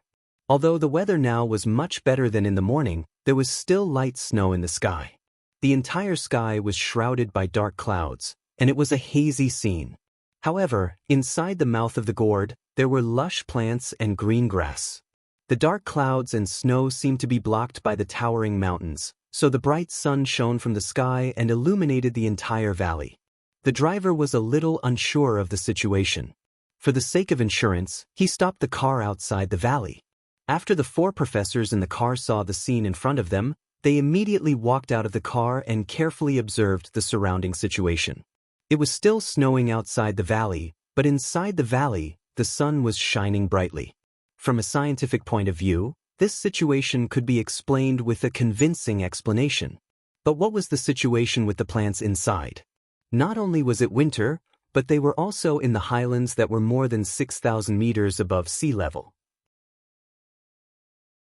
The climate was comparable to that of the Antarctic. Even if there were plants in such places, they were of the lower order, such as mosses or ferns. The seemingly inconspicuous grass by the roadside was actually a high-grade plant, so it was absolutely impossible for it to appear in such an extremely cold area. Professor He shuddered and hugged his jacket tighter before squatting down to dig at the snow. He wanted to check the temperature of the soil here. However, after digging at least half a meter deep and not seeing any soil, Professor He wisely gave up on this idea. This place was full of pine snow. Even if he continued to dig, he would probably only be able to dig out a glacier that had not melted for 10,000 years. While the professors were studying the differences between the inside and outside of the valley, He Tiangang stealthily led the Wu Lian people into the gourd with Chen Shi's permission. He Tiangang did not see any Indian soldiers along the way, so he assumed the Indians were hiding in the oasis. Therefore, he wanted to sneak in to take a look. However, when He Tiangang stealthily approached the mouth of the gourd, he was shocked to discover that there were no Indian soldiers in the valley. In fact, there were not even any living creatures in the valley. There seemed to be an invisible dividing line at the mouth of the valley. The moment He Tiangang crossed it, the surrounding temperature shot up abruptly. It was as though he had suddenly arrived in Sanya from the northeast. In fact, it was even more exaggerated than that. The temperature difference soared to more than 70 degrees Celsius. The Wu Lian people immediately dispersed and went deeper into the oasis to investigate the situation. At this time, Chen Shi also slowly crossed the dividing line. However, the moment he crossed the dividing line, he couldn't help but take a deep breath. The spirit energy here was so dense. It was comparable to Tianxian. Was this the phenomenon brought about by the revival of spirit energy? Chen Shi stood at the mouth of the gourd and raised his head slightly to look at the blue sky above the valley. This place was actually a natural spirit gathering formation. Every mountain and even every boulder in the surrounding area occupied the key positions needed to set up the formation. Was all of this man-made, or was it the will of the heavens? Chen Shi frowned slightly. After standing at the mouth of the gourd and sensing for a while, he waved his sleeves and concealed his figure. Then he suddenly flew into the sky above the valley. He looked down at the entire oasis from the sky. Everything in the oasis was in his eyes. Apart from their group, there was no one else in the huge oasis. Since there were cultivators stopping them from entering the mountain, it meant that India knew about the existence of this place and had sent people to guard it to the death. Then, where were the Indians? Perhaps because the oasis had just appeared, the trees in the valley were not flourishing. Apart from the lush green grass, there were only a few scattered trees and shrubs. When he first saw this valley of green grass, it gave him a breathtaking feeling. However, after looking at it for a long time, this valley gave him a very strange feeling. The sun was shining brightly, the vegetation was lush, and it was as peaceful and warm as a park in the afternoon. However, it gave him a vague feeling that this place was very deserted and, at the same time, very strange. Chen Shi frowned and pondered for a moment. Only then did he realize that it was because there were no sounds of animals or insects in the valley. At the same time, there was no sound of wind. The entire valley was eerily quiet. Chen Shi flew in the sky and quietly observed the actions of everyone below. He Tiangang led a team to carefully inspect the oasis. Several professors were busy moving various instruments out of the all-terrain vehicles. Everything seemed normal. Apart from discovering that this was a natural spirit-gathering formation, he did not find anything unusual. However, this was why it seemed a little abnormal. She didn't know why, but Chen Shi always had a feeling that a storm was coming.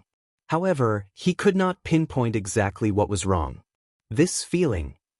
Chen Shi frowned. After pondering for a while, he suddenly realized that this feeling had already appeared once before. When this feeling first appeared, it was also when he discovered that the Earth's spirit chi had begun to recover. That was a normal human reaction to the unknown. That was why he instinctively felt repulsed.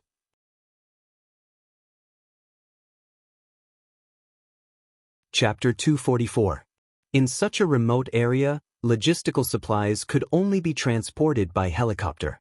Therefore, even if the Siala Pass was a strategic military area, the number of soldiers stationed around it generally did not exceed a platoon. A platoon had 3 squads, each squad had 10 people. Due to the special nature of the mission and the fact that they did not know how important the oasis was to the Indians, Wu Lian sent masters who were at least masters or above. In addition, he invited Chen Shi, an EX-level celestial, to lead the team. This was already an indication of how important the oasis was. Once they were discovered by the Indian garrison, the martial artists would be able to restrain them while the professors would take the opportunity to collect samples and data. There was no problem with the plan. However, to everyone's surprise, there was not a single person in the oasis. He Tiangang also felt that something was wrong. Therefore, after he confirmed that the oasis was safe, he still ordered everyone to spread out and be on guard to ensure the smooth progress of the mission. He did not dare to relax for even a moment. The other professors did not have as many concerns as He Tiangang. After hearing He Tiangang say that it was safe here, they openly set up tents in the oasis. They then moved all kinds of instruments inside and powered up the all-terrain vehicle. It was as if they had set up a temporary laboratory here. Chen Shi did not find anything strange. After pondering for a while, he decided to just cultivate here. After all, it was a sacred place for cultivation. He could not just let it go to waste. In the blink of an eye, it was 6 o'clock in the evening. Dinner was very simple. It was Hua Xia Army's individual rations.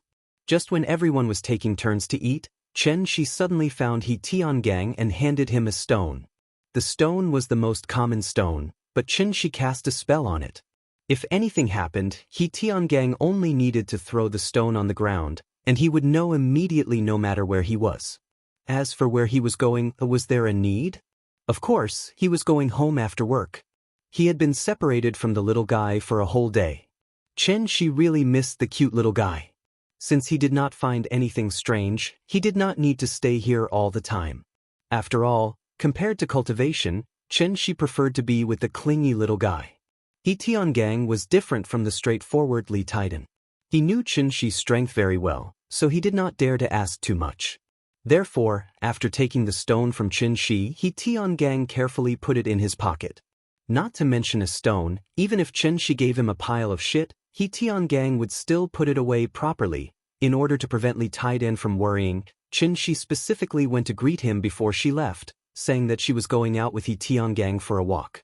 Only then did Li Taidan feel relieved. Then Chen Shi flew into the sky. However, before he left, he still glanced at the oasis below with some concern. After confirming that there were no problems, Chen Shi flew back to Rong City without looking back. When Chen Shi returned to Aunt Zhang's house, the family was happily sitting on the sofa and watching cartoons with the little guy. Chen Shi gently knocked on the door. Although the sound was soft, it immediately attracted the little guy's attention. Then, she suddenly bounced up from the sofa as if she had been electrocuted. Before Aunt Zhang could react, the little guy had jumped off the sofa and ran quickly to the door. As she ran, she shouted loudly, "Papa is back! Papa is back!" Chen Shi heard his daughter's sweet voice through the iron door. He could not help but smile. Time seemed to return to the time in Kongju district. At that time, didn't the little guy look forward to him coming home from work every day? Home is a warm harbor, come back to rest when you are tired. It was a simple sentence, but at this time, it resonated deeply with the people in the room. The old-fashioned iron door was quickly opened. The little guy followed her grandmother's instructions and opened the door only a crack. She tilted her little head and looked outside with one eye. After confirming that it was indeed Chen Shi standing outside, she suddenly opened the iron door and rushed directly to Chen Shi. "Papa!" Seeing the little guy rushing to him, Chen Shi quickly squatted down and held her in his arms. After kissing the little guy's smooth little face, Chen Shi asked with a smile, "Nyan, do you miss Papa?" Hearing this, the little guy suddenly grinned and said, "Yes. Good girl, Mua." After Chen Shi walked into the house with the little guy in his arms, Aunt Zhang immediately stood up and asked with a smile, "Have you eaten? There are still some dishes. I'll heat them up for you." While speaking, Aunt Zhang was about to go to the kitchen.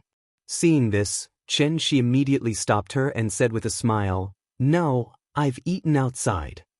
"Okay, sit down. I'll get you a glass of water." "I can do it myself. How can that be?" Aunt Zhang smiled and patted Chen Shi's hand away, then went into the kitchen to get him some water. She could only smile helplessly since her objection was futile. Auntie Zhang was still treating him as a guest. When she sat next to her with the little guy in his arms, Qin Ruoying asked with a little concern, "Are you okay?" "Of course not. You know how powerful your husband is. Look at you." Seeing his relaxed face, Qin Ruoying was relieved and did not ask any more questions. While she was talking to her, she placed the little guy between the two of them. Seeing this, the little fellow immediately stretched out her two little hands happily.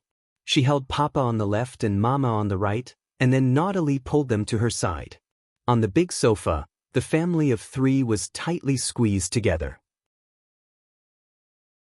When Aunt Zhang came out of the kitchen with cold water and saw this scene, she could not help smiling. After waiting for so many years, she finally saw their family reunion. The little thing was curled up between the couple. When it saw its grandmother come out, it immediately stretched out its body and lay on Qin Ruoying's body.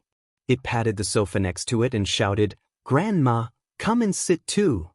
"Okay, Grandma, sit down." Aunt Zhang handed the cup to Qin Shi and touched his little head lovingly. Then she sat next to Qin Ruoying. Then the little thing jumped off the sofa.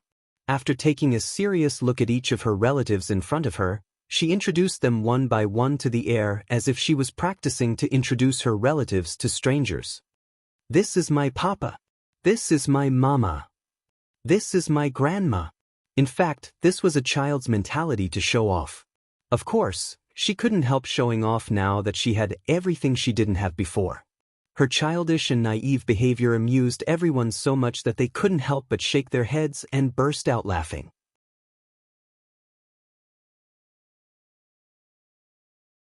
Chapter 245. The whole family happily sat on the sofa and watched cartoons.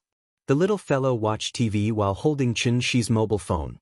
Although the cartoons were very interesting, she still looked down at the phone from time to time and then grinned. And the thing that made her so happy was actually just a photo. It was a family photo consisting of her, Papa, Mama, and Grandma. The only thing that made the little fellow feel a little regretful was the big cat was not in the family photo. Although the little fellow had the twin brothers as good friends, the big cat was her first real companion, so she naturally would not forget the big cat. But unfortunately, the big cat did not come to Chengdu with them. The big cat seemed to retain some of its animal nature, so it was not willing to exercise in winter and stayed at home all day. When they set off from Shangjing, Qin Shi did not force the big cat to accompany them, but very kindly asked if it would like to go back to Chengdu with them to play. The big cat was also a little tempted, but when it heard that it was going to take a plane, it was suddenly scared and jumped to the beam, then shook its head like a rattle drum and decisively refused Qin Shi's proposal. It could be seen how much it hated to take a plane. It was night. After the little fellow fell asleep, Qin Shi gently turned over from her, and then quietly lay side by side with Qin Ruoying. Qin Ruoying also seemed to enjoy this feeling, so for the first time, she did not cultivate tonight. In the dark, the couple's fingers were clasped, and their hands were connected, silently feeling each other's existence. At this moment, they were happy. However, at this dull and sweet moment of happiness, Qin Shi suddenly frowned. Because the stone was activated by He Tiangang. Qin Ruoying was now a successful cultivator, so she immediately noticed the abnormality from Qin Shi's hand. So, she quickly turned her head and whispered in the dark, "What's wrong?" "There's a problem. The thing that second aunt asked you to help with?" "Then go quickly. Be careful. We'll wait for you at home."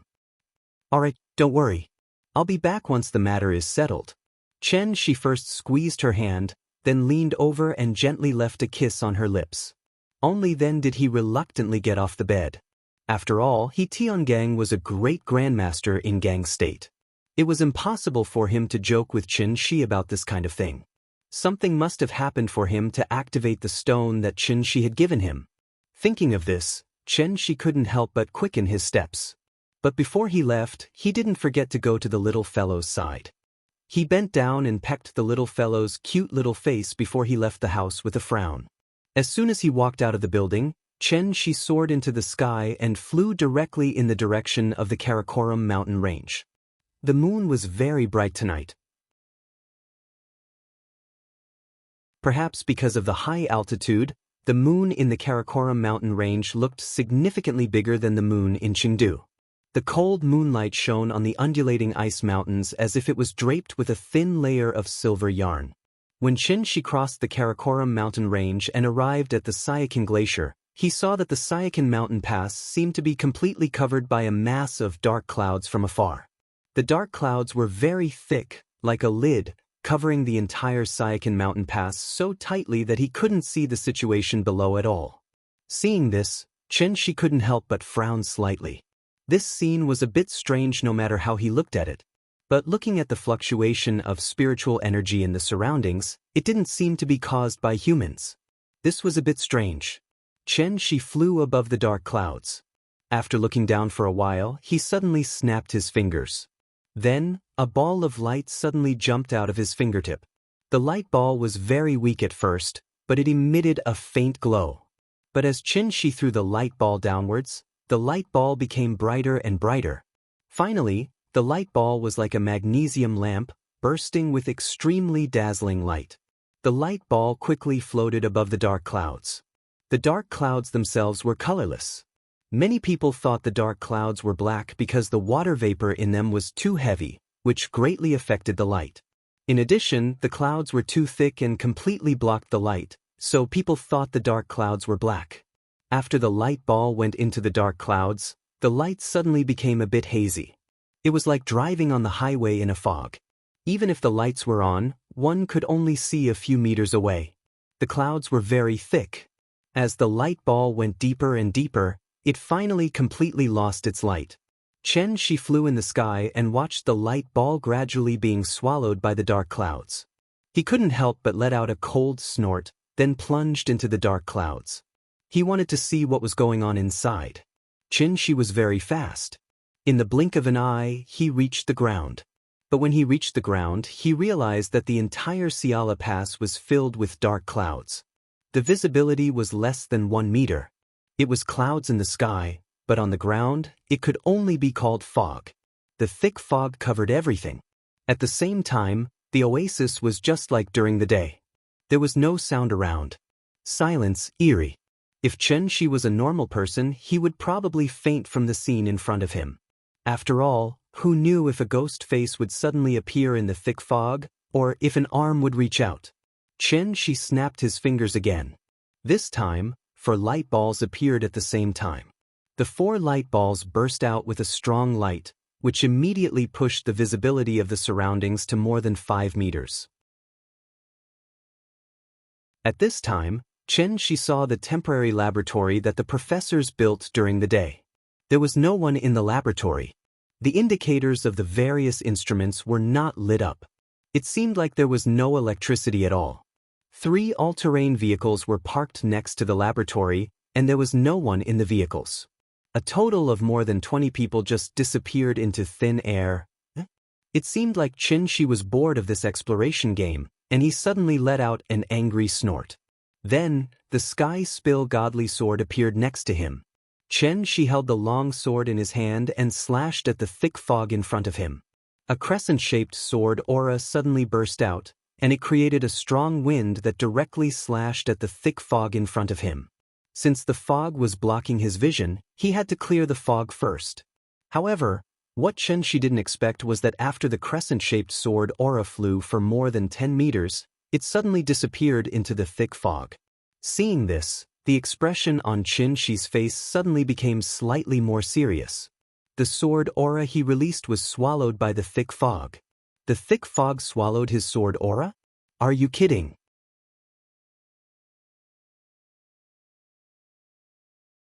Chapter 246.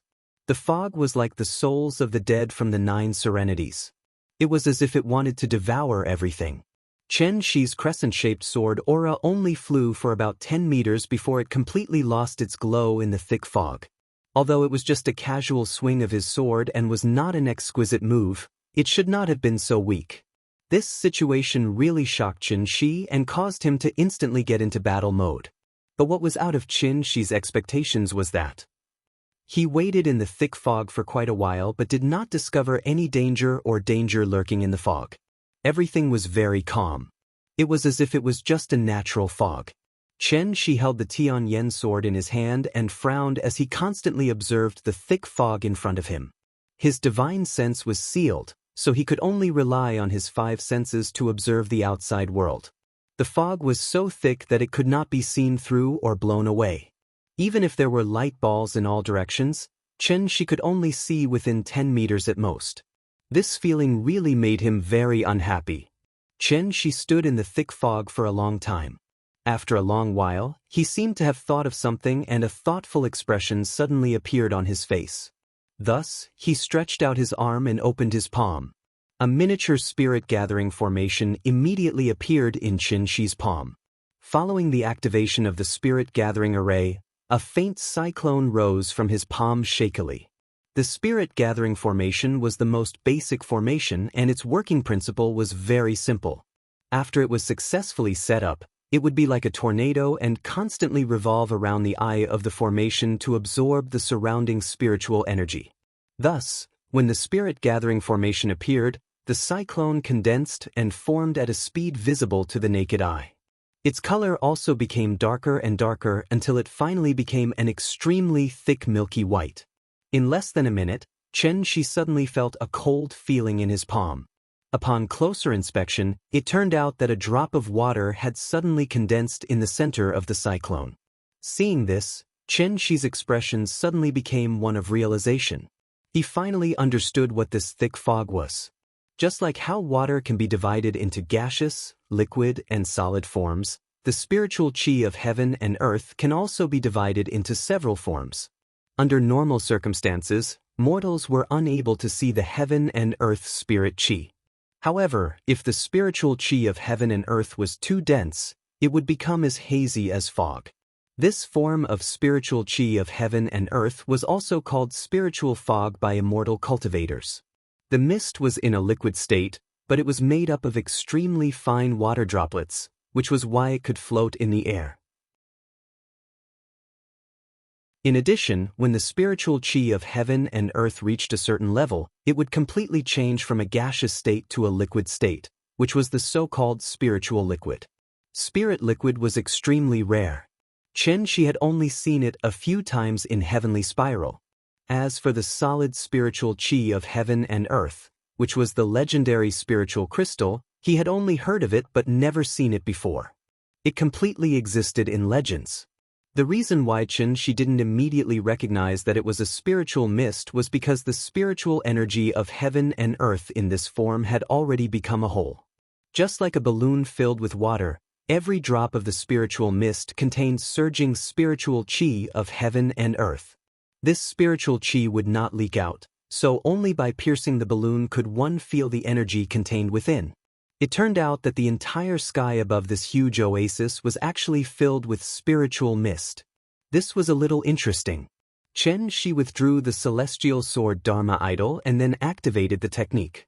At that moment, his entire body seemed to have turned into a human-shaped black hole, and he began to madly devour the spiritual mist around him.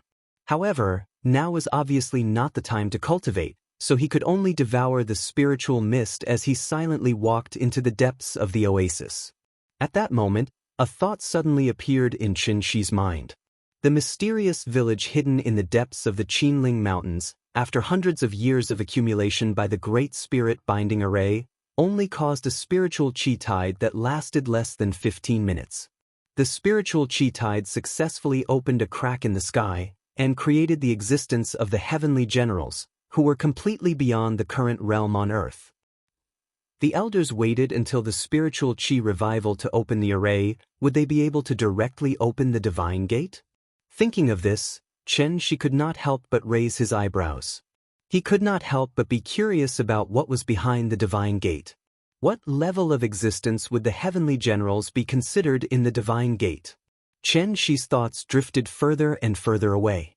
At this moment, something that suddenly appeared in front of him pulled him back from his thoughts abruptly. A tree appeared in front of Chen Shi.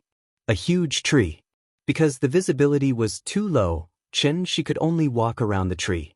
This turn was incredible. The diameter of this tree was more than 20 meters, which meant that the circumference of this tree was at least 70 to 80 meters. If he remembered correctly, this place during the day, other than the green grass, there were only some trees and shrub seedlings. Only a few hours had passed? How could such a huge tree appear out of nowhere? How could Qin not be surprised? Although Qin could also make the green mountains bloom with red makeup and make the thousands of maple leaves bloom with magic. However, he definitely could not make a seedling turn into a 1,000-year-old ancient tree in an instant. The diameter of this tree was more than 20 meters, and he did not know how tall this tree was. She stood under the tree and looked up, but the thick spirit fog completely blocked his vision, so he could not see the situation above the tree trunk at all. Seeing this, she thought about it and took a step forward, wanting to touch the bark of this tree. However, the moment his palm touched the tree bark, something unexpected happened. A formless energy suddenly surged in from all directions like a hurricane, formless but extraordinarily powerful. Qin's reaction was also very fast. The Tianyan sword appeared in his hand almost instantly, followed by a clang sound. He originally thought that there was an enemy attack, but when Qin turned around with the sword in his hand, he realized that there was a new change in the spirit fog behind him. Just like how Moses parted the sea in the legends, the spiritual fog that was so thick that even he couldn't disperse seemed to be pushed to the sides by two invisible glass walls, so much so that a passage appeared in front of him out of thin air. The passage was pitch black. Seeing this, Qin immediately flicked his finger. A ball of light suddenly flew into the depths of the dark passage. The passage was not very long, and the ball of light quickly flew to the end. At this time, Qin also saw the thing at the end of the passage. It was a huge stone tablet. It was not right to call it a stone tablet, because this stone tablet was shining brightly under the light of the ball of light, constantly reflecting the unique luster of metal. The stone tablet was very big, at least 10 meters tall and 2 to 3 meters wide. On the surface of the tablet, there was a line of ancient characters, which read,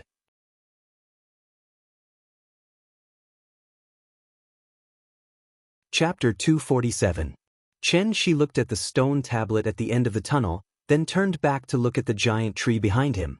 At this moment, he could not help but shake his head and laugh. Spiritual Qi revival, heaven and earth phenomenon? This was getting more and more interesting. Perhaps it was because of his boldness, Qin did not think too much. He held the Tianyan sword and walked into the tunnel that suddenly appeared. Just like the spiritual fog that filled the sky, the tree and the stone tablet were strange existences that suddenly appeared tonight. Thus, everything in front of him was either an illusion or a large-scale formation. With Qin's current cultivation, an illusion that could affect his mind would at least require a cultivator of the insightful emptiness realm to cast. But what kind of existence was the insightful emptiness realm? With Earth's current conditions, it was obviously impossible to give birth to a cultivator of the divine transformation realm.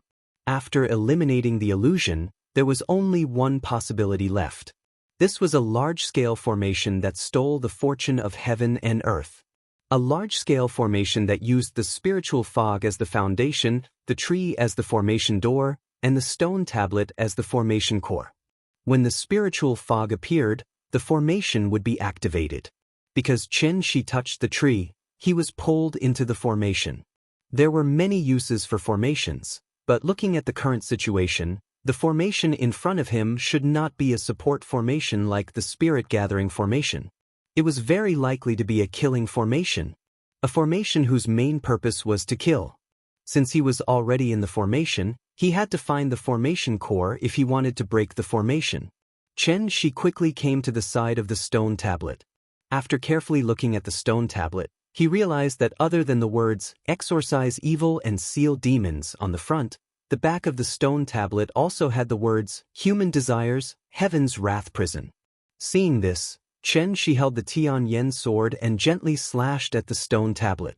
As expected, when the tip of the sword touched the stone tablet, it was like a stone falling into a calm water surface. The place where the tip of the sword touched actually had a slight ripple. This huge stone tablet was actually an illusion that was similar to a mirage. Since the stone tablet was just an illusion, Qin didn't want to stay any longer. He picked up his sword and walked towards the back of the stone tablet. As if he was strolling in his own backyard, Chen Shi leisurely strolled through the thick fog. There was originally a thick fog behind the stone tablet, but as Chen Shi continued to go deeper, the fog in front of him became thinner and thinner. In the end, a faint light shone out from the fog. When Chen Shi finally walked out of the fog, in an instant, golden light filled the sky.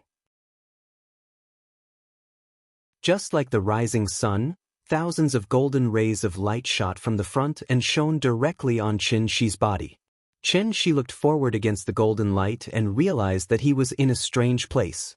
This was a huge square, but it was not empty at all. Instead, it was piled with countless treasures. Just like in The Hobbit, where the dragon Smaug occupied the lonely mountain treasury, countless gold, silver, and jewels were randomly piled up in the square. It was a dazzling array. It was so dazzling that it almost blinded people's eyes. It was estimated that the current gold and silver reserves in the world couldn't form such a huge scale. If such a treasury was discovered by outsiders, who knew what kind of uproar it would cause? In the 18th century, California in the United States was originally a very remote and backward place. However, after the news of the discovery of gold in California spread, the entire United States and even the world was shocked. Thousands of gold miners flocked to California. The population boom led to the emergence of several international metropolises in California, such as Hollywood and Los Angeles. As a result, California went from a small and remote place to one of the top administrative regions in the United States. From this, it could be seen how tempting gold, silver, and jewels were to humans. If the news of the treasury was leaked, Huaxia would probably start a war with the Indians tomorrow. Ordinary people scrambled for gold, silver, and jewels, but to Chen Shi, this treasury was obviously not as valuable as a drop of spirit fog. Therefore, even if there was a mountain of gold and a sea of silver in front of him, he didn't even look at it. He stood at the entrance and looked around. The treasury was very quiet. There was no one and no strange movements. Other than the countless gold, silver, and jewels, there was only a winding stone path in this huge square.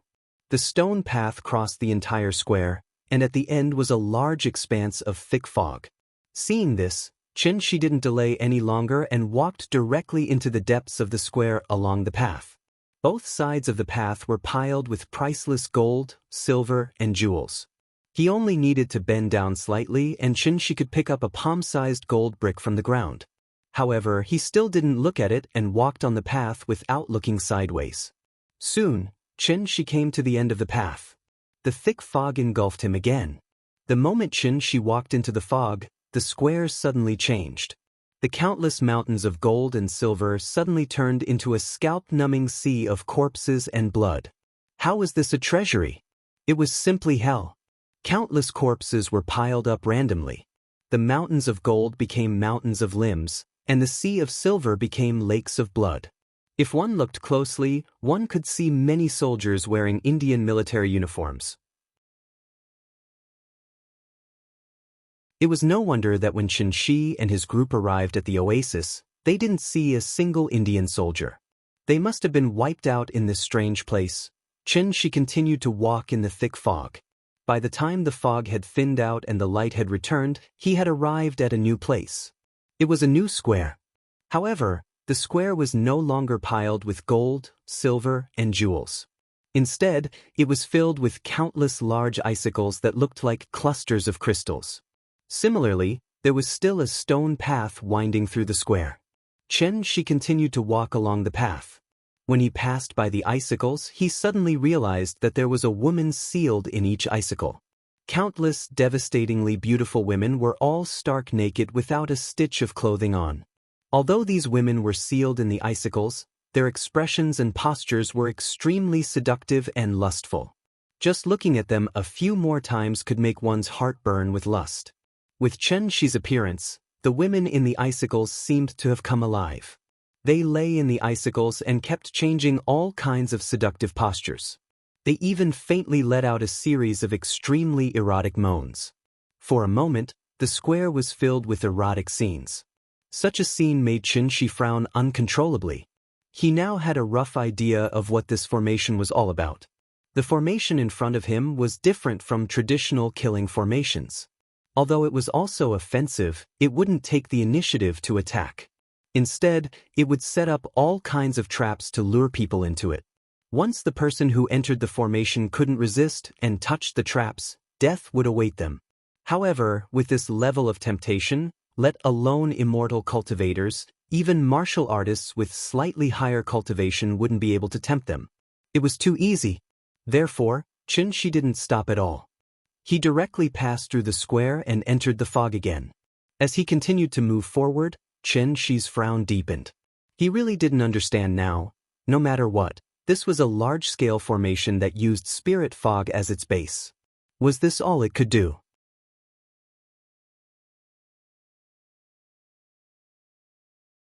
Chapter 248. Shi walked through the fog. When the fog in front of him thinned again, he came to the third square. Slightly different from the previous two squares, the third square was covered with lush vegetation. As soon as he stepped into it, he felt as if he was in a primitive forest. However, there were no signs of any living creatures in this primitive forest. Although he was not close to the square, a strong herbal fragrance went straight to the tip of Shi's nose. As far as the eye could see, this place was simply like a paradise. Money and beautiful women. Is it time for spiritual herbs and rare treasures? Shi thoughtfully glanced at the rare fruits, lingji, and immortal herbs on the square, but her feet still didn't stop for a moment. He seemed to be strolling slowly, but in fact he used the means of shrinking the ground. In a few steps, he crossed the entire square and then disappeared into the thick fog again. Among the 5 elements, metal, wood, and water had appeared.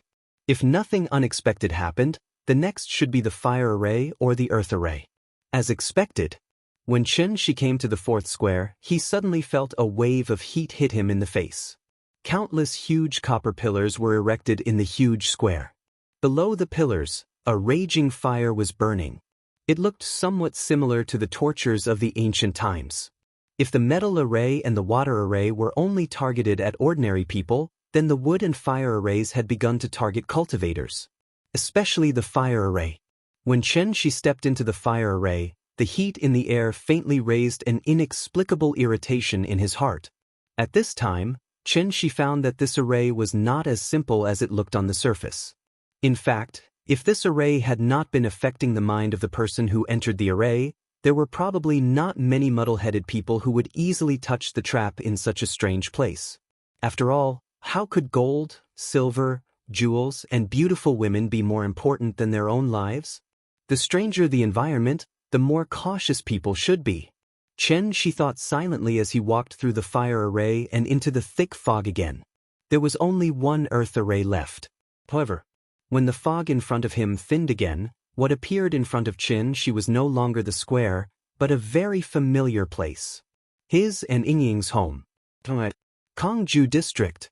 Although Shi had lived in the Sai courtyard for a period of time, the home that he truly recognized in his heart was still this slightly shabby demolition community. Looking at the familiar scene before him, even Shi couldn't help but be stunned. The furnishings in the room were the same as before. Old furniture, picture albums scattered all over the place, and everything else. It was all so real. Just as Shi was lost in thought, a clear and melodious papa came from behind him. Papa! Shi looked back and saw Nian standing behind him. She was holding a picture book and seemed to want to hand it to him. Papa, tell a story. Nian raised her small hand with great effort, as if she wanted to stuff the album into Shi's hands. Shi lowered his head and looked at Nian's cute smiling face and expectant eyes. At this moment he was strangely enraged. Because he was so angry, it even caused the veins on his forehead to bulge. A dragon has a reverse scale, and a wolf has a thorn. Kill if you look at it, kill if you touch it. This array dared to touch the softest part of his heart and tried to conjure a little girl to deceive him. Damn it. In a fit of rage, Shi slapped the picture book in Nian's hand. Then he let out a roar and said, "Sword, come!" He hadn't been so angry in a long time. Daring to have ideas about Nian, kill without mercy. Chen Shi suddenly stretched out his right hand and made a grabbing motion in the air. But that familiar feeling didn't appear. Because the sword didn't come. The sky-spill divine sword didn't appear. Chen Shi couldn't help but look at his right hand in surprise. Then, he activated the spell and tried to use his true essence to condense the divine sword Dharma again. But at this moment, a familiar voice suddenly sounded. Chen Shi, what are you doing? Are you crazy? You're scaring her. With a shout, Qin Ruing, who was wearing an apron, rushed out of the kitchen and hugged Nian Yan in a panic. She comforted her in a low voice. Nian Yan was obviously frightened by Chen Shi's reaction. After Qin Ruing hugged her, she suddenly pouted her little mouth and cried out loud. What? Nian Yan, don't cry. Mommy is here. Don't cry, don't cry. Qin Ruing squatted on the ground and hugged Nian Yan tightly in her arms. While comforting the child, she raised her head and glared fiercely at Chen Shi. Then she shouted angrily, "Are you crazy? Look clearly. She is Nian Yan. She is your daughter." Qin Ruing roared at Chen Shi, then she seemed to think of something. She couldn't help muttering in a panic, "No, your illness is getting worse and worse. Nian Yan, Dad is sick again. Let's go get the medicine for Dad." Hearing this, Nian Yan seemed to be frightened. After looking back at Chen Shi with red eyes, Nian Yan sniffed and tried to stop crying. Looking at his wife and daughter in panic, Chen Shi couldn't help but let out a low roar, "Fuck!" This array formation had actually affected his mind. Chen Shi originally came in with the mentality of playing, but he didn't expect that even he would be lost in this array. Thinking of this, Chen Shi couldn't help but show a dignified expression on his face. Then, he suddenly put his palms together and made a gesture with a solemn expression. 49 Styles of Tianyu, Spell Section. 10th Manifestation, Break Illusion. It specializes in breaking all illusions and illusions in the world. However, at this moment, Chen Shi seemed to have completely lost his cultivation, and there was no trace of true spirit surging all over his body. He tried to use break illusion, but everything was still the same. And Qin Ruing, after seeing Chen Shi's behavior, seemed to be frightened by something. He picked up Nian Yan, then rushed into the bedroom. Looking at Qin Ruing's frightened look, Chen Shi's brows were frowning more and more. Break illusion failed. It seemed that his consciousness had been completely lost in this array. He thought that this was just a simple killing array, but he didn't expect it to be a composite array of killing, illusion, trapping, and disturbance. His current situation was somewhat similar to the state of his soul leaving his body. His physical body was still in place, but his consciousness was trapped in the illusion built by the array. Therefore, in this situation he couldn't be anxious, and could only slowly think of a way to break the array. Illusion arrays could also kill people, and the principle was similar to the triple dream realm in the inception space, causing the consciousness of the person who entered the array to be trapped in the illusion and never be able to wake up. To break the illusion, it wasn't easy, but it was actually very simple. It was easy, but it was actually very difficult. This was because it had nothing to do with cultivation, it was all about one's willpower. Don't forget your original intention. These 4 words were the divine weapon to break all illusions in the world.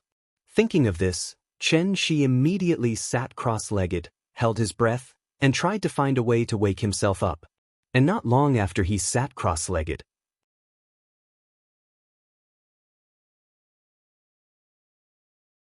Chapter 249. Qin Ruing took out a few pills and tried to stuff them into Chen Shi's mouth. This was haloperidol, a very common antipsychotic drug. It was mainly used to fight hallucinations and delusions. It had a certain sedative effect, and at the same time, it was also toxic. Chen Shi sat cross-legged in the living room like a stone Buddha. No matter how Qin Ruing tried to persuade him, he had no intention of opening his mouth. Nian Yan was lying in the corridor outside the bedroom. She tilted her head and only revealed a pair of eyes. She silently looked at her parents in the living room. Perhaps it was because he had just cried, but the little guy's eyes were red, giving him a pitiful look. Nian Yan and Ying, these were the 2 most important people in Chen Shi's life. At the same time, they were also Chen Shi's weakness. In the Tianxian world, Most cultivators were far more afraid of illusion arrays than killing arrays. Once one entered a killing array, there was only a slim chance of survival.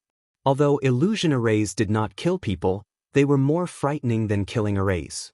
This was because illusion arrays could make people lose themselves and willingly sink into the beautiful illusion carefully woven by illusion arrays. Until the person's physical body died and their soul dissipated, there was no way to wake up. Zhuangzhou dreaming of a butterfly? Or a butterfly dreaming of Zhuangzhou? Look at me, I'm Yingying. Be obedient, okay?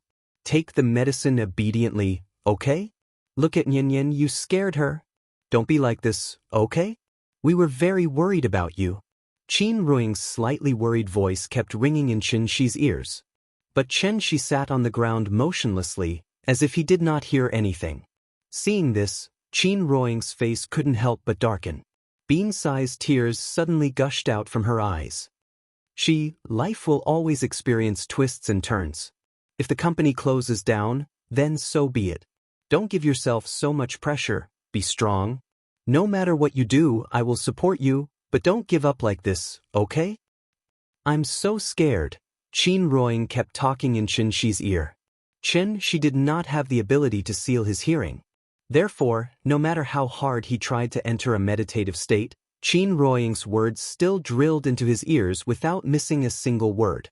From Qin Ruing's words, Chen Shi also passively understood his current situation. After he graduated from university, he started a family with Qin Ru. Later on, he had Nian. As the family expenses increased, he left the company to start his own business. Dreams were always beautiful. Because of his lack of experience, the company went bankrupt. Chen Shi was also deeply affected by this and even suffered from depression. In the following days, Chen Shi didn't work anymore. Instead, he stayed at home every day. His condition also became more and more serious. At first, it was just insomnia. Later on, he actually developed schizophrenia. From time to time, he would go crazy like today and fantasize that he was a god more powerful than Superman. It was not the first time that Qin Ruing saw Chen Shi behave like this. Therefore, she hugged Chen Shi tightly and kept whispering in his ear. Chen Shi was unwilling to open his mouth, so Qin Ruing kept trying to open Chen Shi's mouth and feed him the pill. There was no doubt that this kind of care came from the heart. However, Chen Shi was completely unmoved. He was always looking for a way to wake himself up. Only people who experienced the horror of the illusion array knew. Every cultivator who came out of the illusion array alive was a person with a firm mind. If even he began to doubt himself, he would only sink deeper and deeper into the illusion. Once Chen Shi showed a trace of wavering and began to think about whether everything in front of him was real or not, it actually meant that he had already fallen. Don't forget your original intention. Remember, everything in front of him was illusory. No matter what he saw or heard, it was all fake. In fact, there was a simple and crude way to break the illusion array. That was, kill Qin Ruing in front of him. Since the illusion array confused him with his wife and daughter, the key to breaking the array was obviously Qin Ruing and Yan. Unfortunately, even if Chen Shi knew that it was an illusion, he was not willing to hurt Yingying and Yan in the illusion. This was probably the difference between him and many cultivators. No matter what Qin Ruing said, Chen Shi was unmoved. After a long time, Chen Shi finally entered the state of meditative ane. At this time, Qin Ruing, who was next to him, suddenly showed a trace of fear on her face. She began to shake Chen Shi and cried, Are you leaving us? Don't go, please. Papa, don't leave me behind. I don't want you to go. Nian also ran out of the bedroom. The mother and daughter squeezed next to him, crying and begging him to stay. At this moment, Chen Shi was like a scumbag who abandoned his wife and daughter. He completely ignored his wife and daughter's cries. As his five senses became more and more blurred, Qin Ruing and Yan's voices also became farther and farther away from him. The next moment, Chen Shi suddenly opened his eyes and found that he was sitting cross-legged in an empty square. There was nothing above the square, even the small path was gone. There was a thick fog in all directions. The illusion array was finally broken. Chen Shi sighed softly. With a grab, the heavenly derivation sword appeared in his hand. The familiar feeling came back again. Chen Shi stood up, but the expression on his face was still very serious. This array, it was really scary. Chen Shi frowned and seriously looked at the illusion around him. The current him did not dare to underestimate this array anymore. Just as Chen Shi was observing his surroundings, a crisp sound of a slap suddenly rang out from behind him. Slap, slap, slap. No more, no less, just 3 slaps. Chen Shi looked back. When he saw the face of the person, Chen Shi was suddenly stunned.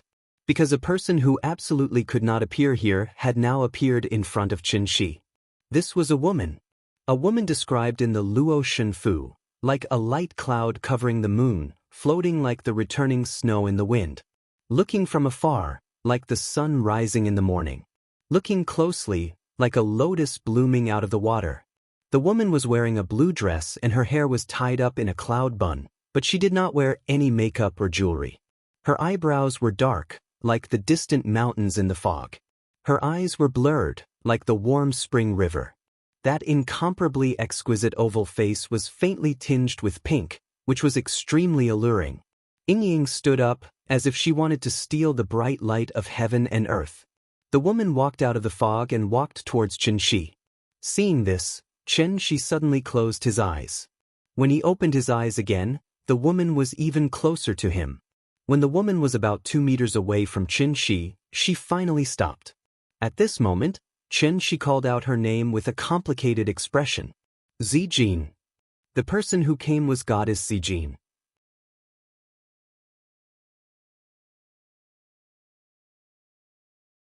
Chapter 250. Sky Yen Divine Sect. Yu Zijin. Someone who should not have appeared in front of Chen Shi had suddenly appeared in front of him. Yu Zijin had a faint smile on her face. But if one looked closely, there seemed to be a hint of playfulness hidden in that smile. After sizing up Chen Shi, Yu Zijin said softly, "Chen Shi, long time no see." Long time no see. Suddenly seeing an old acquaintance here made Chen Shi a little confused. After replying dryly, Chen Shi did not know what to say. After a long while, he then asked with a complicated expression, "Zijin? Why are you here?" Hearing this, Yu Zijin looked at him deeply, then asked, "Why don't you make a guess?" Chen Shi did not reply immediately, because his feelings were very complicated. Take a guess. These 2 words were what he used to say to Yu Zijin. Heavenly Spiral did not have as rich a cultural and entertainment life as Earth, so when he was free, Chen Shi would hum a few pop songs for Yu Zijin. And every time Yu Zijin asked where he learned it from, Chen Shi would always reply with the words "take a guess." But, wasn't the teleportation array destroyed? How did Zijin come to Earth? Chen Shi frowned as he tried to think of an answer. Yu Zijin was not in a hurry, and just looked at him with a smile, as if she wanted him to come up with an answer himself. If he really had to make an analogy, Chen Shi's current feelings were like when he was out shopping and suddenly saw a good friend who had died many years ago. That kind of feeling really made people feel a little complicated. If he had to use a word to describe the relationship between Chen Shi and Yu Zijin, then the word beauty was naturally the most appropriate. Beauty. It was known as the 4th type of relationship, dissociating from family, friendship, and love. It was the highest level of interaction between friends of the opposite sex, and also the most dangerous stage. This type of relationship was more dangerous, and if one was not careful, they would cross the red line. The result was either a lifetime or a stranger. After hundreds of years together, it would be a lie to say that they had no feelings for each other. Fortunately, the obsession in Chen Shi's heart did not disappear with the passage of time. Qin Ruing was the other half of his life that he was searching for. Therefore, even though Chen Shi had lived in Heavenly Spiral for 500 years, when he found out that there was still hope for him to return, he resolutely chose to leave. He wanted to leave the world that didn't belong to him. From then on, they would never meet again, not knowing each other's strengths and weaknesses. Just like Shi Murong's poem, Farewell, described it, I quietly retired. Forgive me for not saying goodbye. And in the deepest corner, trying to hide you. He could hide it from anyone and for any period of time. It was an unreachable distance. Chen Shi's heart was in a mess. He hadn't felt this way for a long time.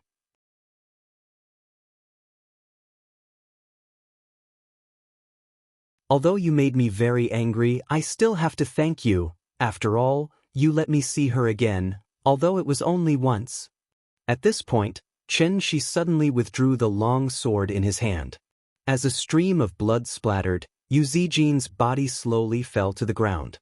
As she fell, her figure became more and more blurry. Finally, she turned into crystal dust and disappeared in front of Chen Shi. Everything returned to silence. A broken mirror suddenly appeared where Yu Zijin had been standing. That was the array core. The mirror was broken. This array that could see through one's heart had finally been broken by Chen Shi. However, although the array was broken, Chen Shi did not look happy at all. He raised his head and looked at the fog that was still surging above his head. After a long time, Chen Shi finally let out a deep breath. Looking back at the broken mirror, he murmured in a low voice, "It's too late. I'm sorry." This apology was not for the mirror in front of him, but for Goddess Zijin, who was far away in heavenly spiral. "I'm sorry."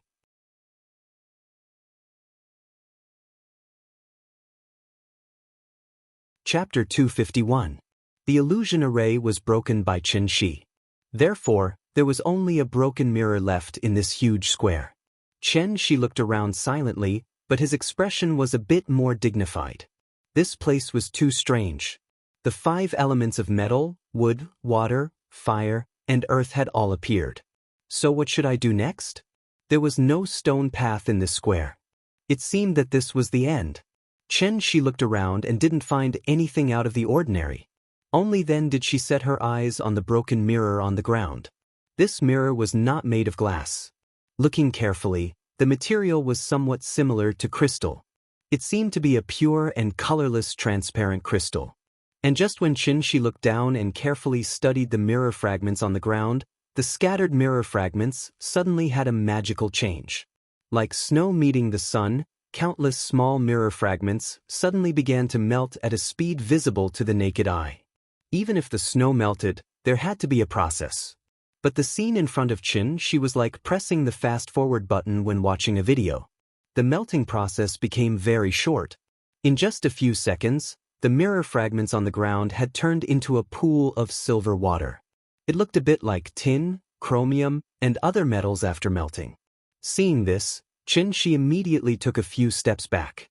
And just as he stepped back, a strong light suddenly appeared in the pool of silver water. A light curtain suddenly rose from it and reached the sky. Array within an array? Looking at the changes in front of him, Chen Shi couldn't help but frown. This 5 elements great array was strange enough on its own. Who would have thought that there would be another array within it? The pool of silver water in front of him, it was clearly the entrance to another array formation. After seeing the power of the earth array, Chen Shi couldn't help but have a trace of vigilance in his heart. Who was the one who had set up such a marvelous large-scale formation? What was the purpose? With countless questions, Chen Shi hesitated for a moment, but finally chose to step into the light curtain in front of him. Since he was already here, he might as well figure it out. After walking into the light curtain, Chen Shi's line of sight was completely blocked by a strong light. However, the strong light disappeared quickly. And when the strong light faded, Chen Shi found himself in a circular hall. This hall was very large. In terms of scale, it seemed to be larger than the bird's nest. The hall was spacious and grand. The closer to the center of the hall, the higher the dome. And in the center of the hall, there was a huge stone pillar supporting the dome. Because of this, the overall shape of the hall looked somewhat like an umbrella. Standing in the middle of the hall was like standing under a huge umbrella. Chen Shi had just walked out of the light curtain and didn't have time to carefully examine the surrounding environment when a familiar voice rang in his ears. "Mr. Chen." Chen Shi looked and saw He Tiangang and the others sitting in a corner of the hall. However, the number of people was much smaller. The 4 professors were still there, as were Li Taidan and Xue Shuzhen. However, there were only a few people left in the Grandmaster Guards sent by Wu Lian. After the remaining 10 or so people saw Chen Shi appear, their faces immediately showed extremely excited expressions. "What are you guys doing?" Chen Shi came in front of them and could not help but frown. Take He Tiangang, who had the highest martial cultivation, for example. He Tiangang did not look like a great grandmaster in the gang state. His beard was unkempt, his face was dirty, and his body was constantly emitting a foul smell. It looked like he had not bathed for a long time. His current appearance was somewhat similar to a homeless person on the street. Seeing Chen Shi's puzzled look, the excitement on He Tiangang's face slowly disappeared. After that, a look of self-blame and regret appeared on his face. He could not help but sigh. "Mr. Chen, it's all my fault. I shouldn't have thrown away the stone that you gave me." "What's going on? We can't find a way out. We're trapped here," He Tiangang quickly explained the matter to Chen Shi. It turned out that not long after the sun went down, the fog rose. Under He Tiangang's lead, the people cautiously tried to leave the oasis. However, no matter how they walked, they would eventually come to the giant tree. This situation should be the legendary, ghostly wall. He Tiangang had no choice but to approach the giant tree and try to find clues from it. He did not expect that this would trigger the formation door and make a passage appear in front of them. What happened after that was similar to what happened to Chen Shi. Metal, wood, water, fire, and earth. He Tiangang and the others had a mission, so they naturally did not dare to act rashly in the face of all kinds of strange situations. However, for some reason along the way, although everyone knew that the things in the square were not to be touched, there were still people who could not control themselves and ran to touch those traps, thus losing their lives in vain. They kept moving forward in fear until they came to the hall in front of them. The hall was not dangerous, but there were no doors or windows. It was like a prison, completely trapping them here. After listening to He Tiangang's explanation, Chen Shi could not help but frown. Not to mention the metal, wood, water, and fire formations, just based on the earth formation at the end, how many people in this world could walk out alive with the exquisite layout of the formation within the formation? Chen Shi thought that they had been wiped out long ago. Thinking of this, Chen Shi could not help but ask in confusion, "How did you pass through the earth formation?" Hearing this, He Tiangang was stunned and asked in confusion, "Earth formation? What's an earth formation?" "An illusion formation, like a dream. It will make you lose yourself in the dream and unable to wake up." "You didn't encounter it?" "No." He Tiangang shook his head, as if he understood Chen Shi's question. He then explained, "The earth formation you're talking about is the last square, right? There was nothing there, only a mirror. We couldn't find any other way, so in the end, we tried to break the mirror, but we didn't expect to come here." After listening to He Tiangang's description, Chen Shi was silent. Directly skipping the earth formation? Based on the power of the earth formation, once they entered, there was absolutely no chance of survival for everyone present. Why didn't they trigger the earth formation?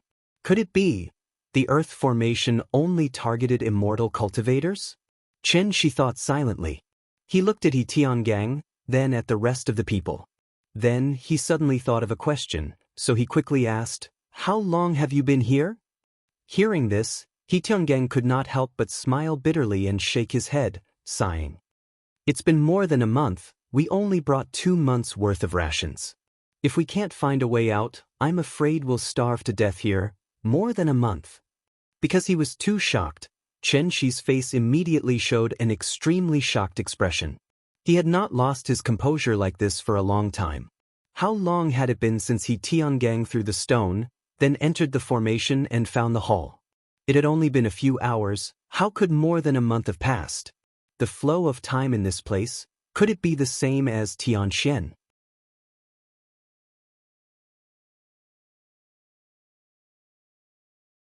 Chapter 252. A year on Earth was equivalent to 100 years on Heavenly Spiral. How long had it been since He Tiangang and the others entered the formation? How could more than a month have passed? Although he was very confused, Chen Shi quickly regained his composure. They didn't notice anything unusual. After all, when it came to time, It was obviously not a problem that ordinary cultivators could solve. Perhaps only the legendary immortal emperors would be able to see through the true meaning behind it. If that was the case, then this palace, could it be that this was an excellent place for cultivation? Just like the House of Mind in Dragon Ball, a year in the outside world was only a day inside. A cultivation place like this was close to being a bug in the system. The flow of time in different places in the universe was different. In Einstein's theory of relativity, it was believed that time and space were related. When combined together, they would form a four-dimensional space-time coordinate and participate in the process of physical changes. A typical example could be given. For example, the greater the mass of an object, the slower the time around it would become. This was demonstrated very directly in Interstellar. Because it was close to a black hole, the male and female protagonists stayed on a planet full of water for a few hours. However, the crew members on the spaceship had already stayed on the spaceship for 23 years. When the male and female protagonists returned to the spaceship and met the crew members again, the crew members had already become white-haired old men.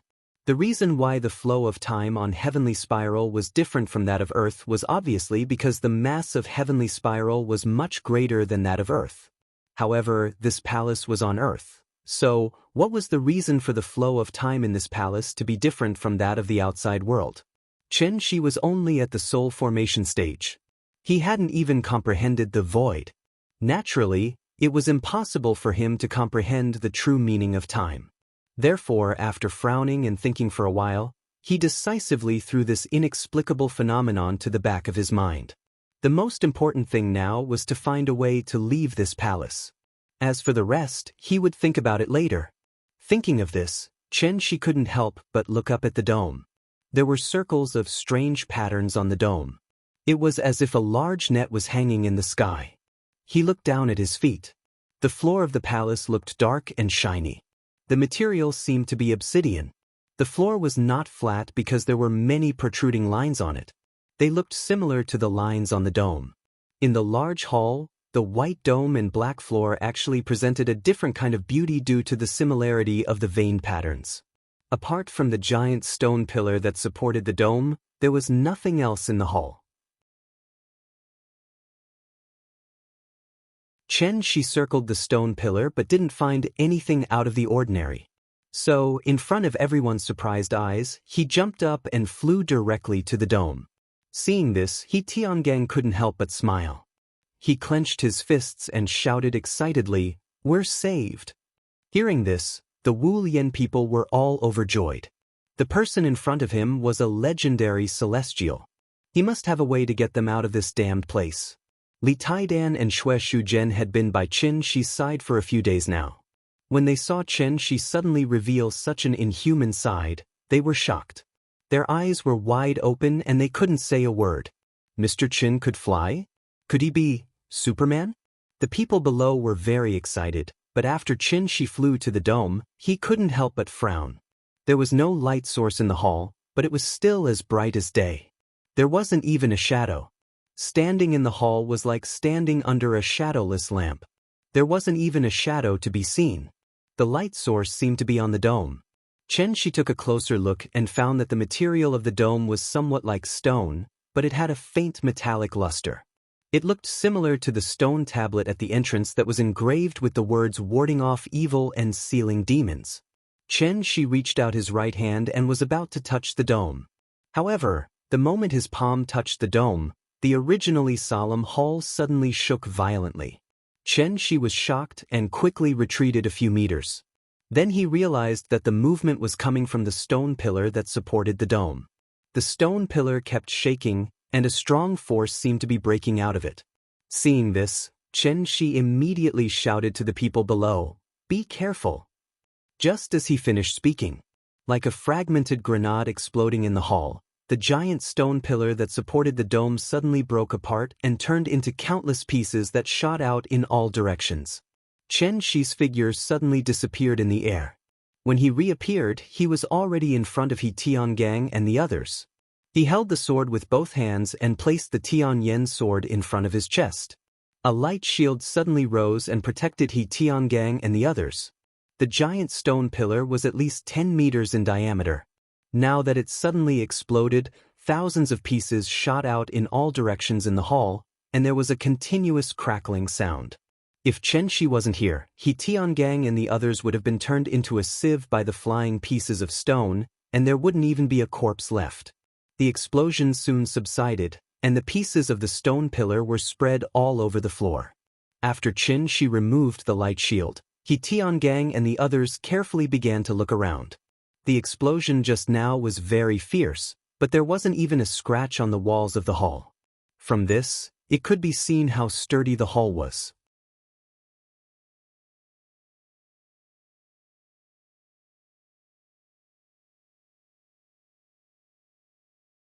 Chapter 253.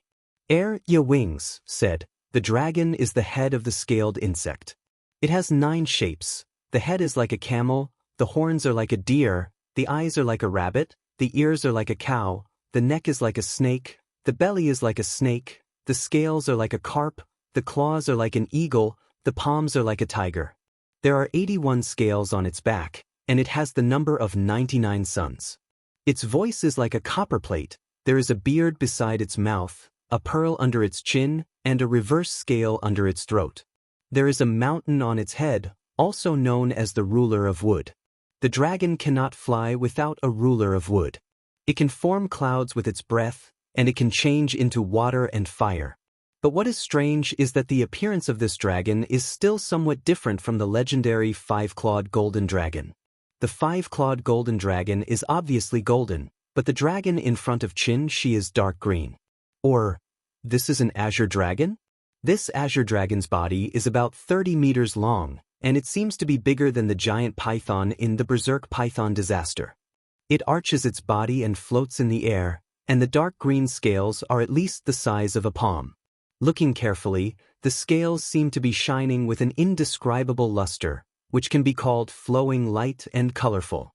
Dragons are a symbol of auspiciousness, but its appearance is definitely not cute, and it even looks a little ferocious.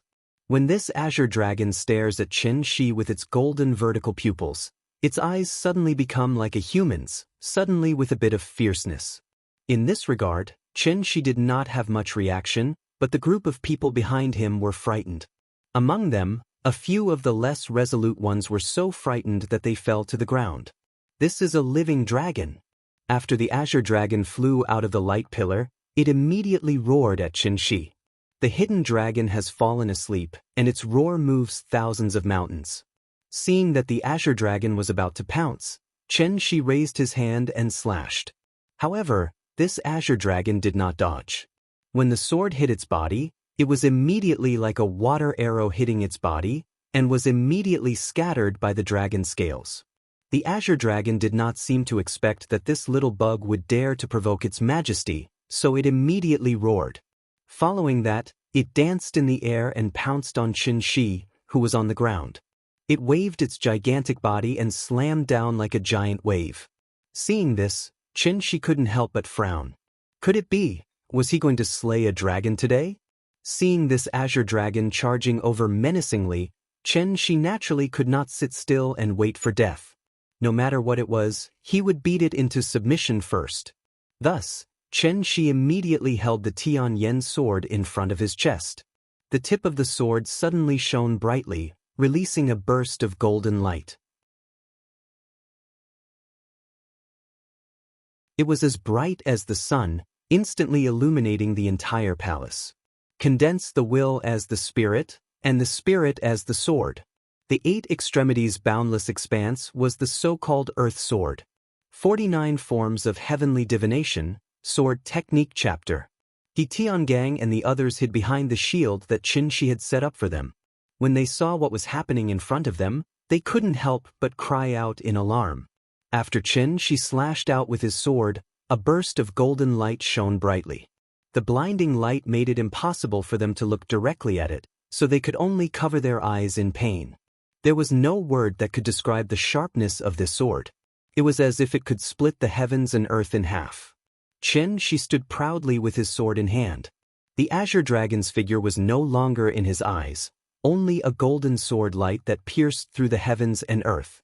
Then, The blue wave and the golden light collided violently. Roar! Following the azure dragon's roar, the entire palace began to shake violently. The stone pillars that were scattered all over the ground were now completely turned into fine powder under the impact of wave after wave of force. They were reduced to dust that could not even be seen by the naked eye. One move of the human sword was enough to wipe out a mountain, not to mention that Qin had just used the earth sword. But strangely, in the face of such a powerful impact, although the palace was shaking violently, the surrounding walls were not damaged at all. Not even a small crack appeared.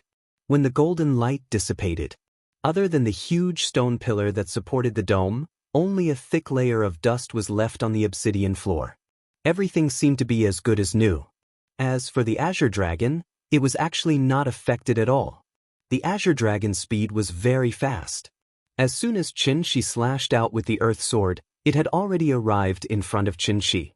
Qin didn't even have time to slash out a second time before the azure dragon bared its fangs and claws and bit towards Qin Shi.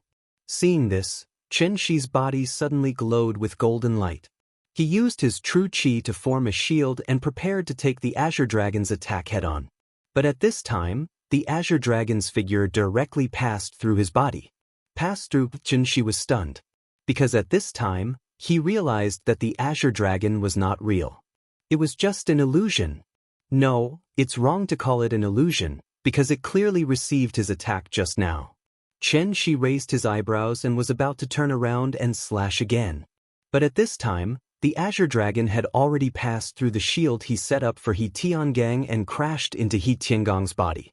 Although He Tiangang was a great master in the Alcade state, but to be honest, the Alcade state was only equivalent to a cultivator in the qi refining stage.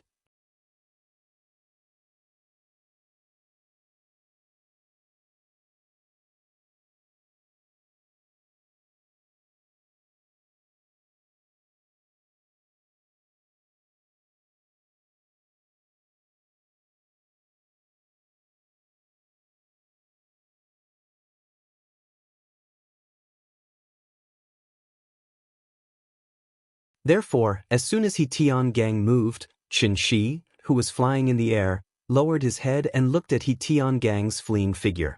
There's a path to heaven, but you don't want to take it. There's no door to hell, but you insist on barging in. Since you're going back on your word, don't blame me for being merciless. Qin Shi spread out his hands, and the vital essence in his body surged. Immediately, 2 balls of light appeared in his palms.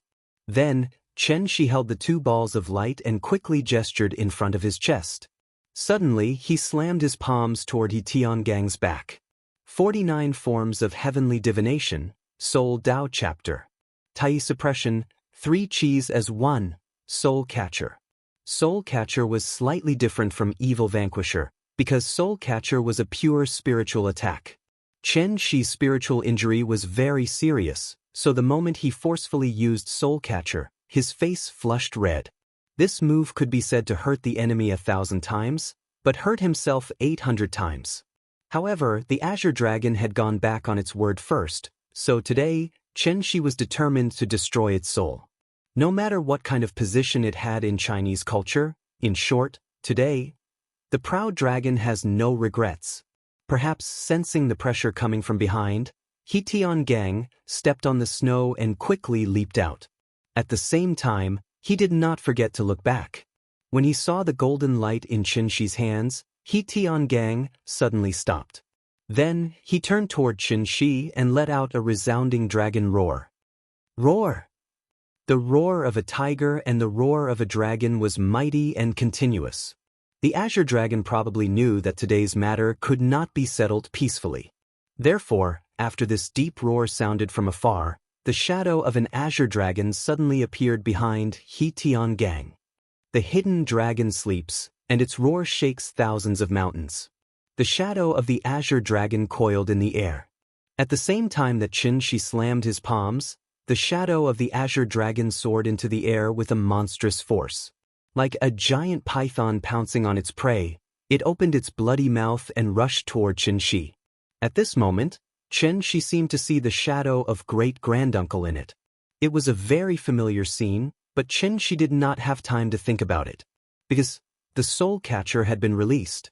Like a descendant shooting down the sun, 2 light arrows shot out from Chen Shi's hands, directly toward the shadow of the azure dragon that was pouncing toward him. And at the moment when the light arrows and the shadow of the azure dragon collided in the air, the whole scene between heaven and earth seemed to be frozen. Snow fluttered in the snowy mountains. Under the sparse moonlight, the wind and snow filled the sky. The light arrows shot in from the dragon's head.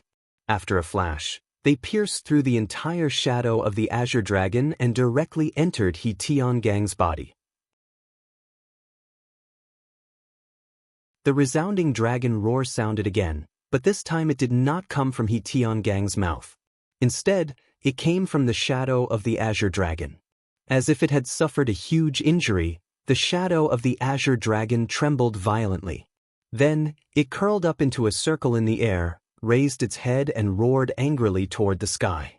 Formless sound waves continuously sounded from the mouth of the azure dragon. Circle after circle, they spread in all directions. At the same time, He Tiangang, who was on the ground, stared with his slightly ferocious golden vertical pupils. There was a trace of disbelief on his face. However, the surprise on his face did not last long. After a few breaths of time, He Tiangang suddenly closed his eyes under the expressionless gaze of Chen Shi, and then fell into the thick snow.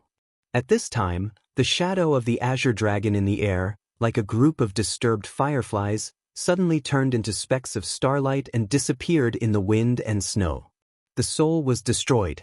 This azure dragon that only existed in myths and legends was mercilessly obliterated by Chen Shi. Everything returned to silence. Only the sound of the wind was left between heaven and earth. After looking at the diamond-shaped crystal in his hand thoughtfully, Chen Shi looked down at the hall below.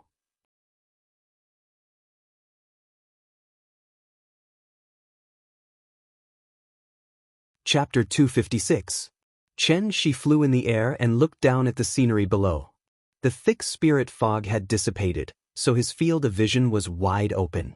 After carefully observing his surroundings, Chen Shi found that he was now on a snowy mountain not far from the Siala mountain pass. In other words, although the formation entrance was in the oasis, the formation core was the unknown snowy mountain next to it. The walls around the hall were not closed, like an open-air camp. The dark ground was in stark contrast to the surrounding white snow.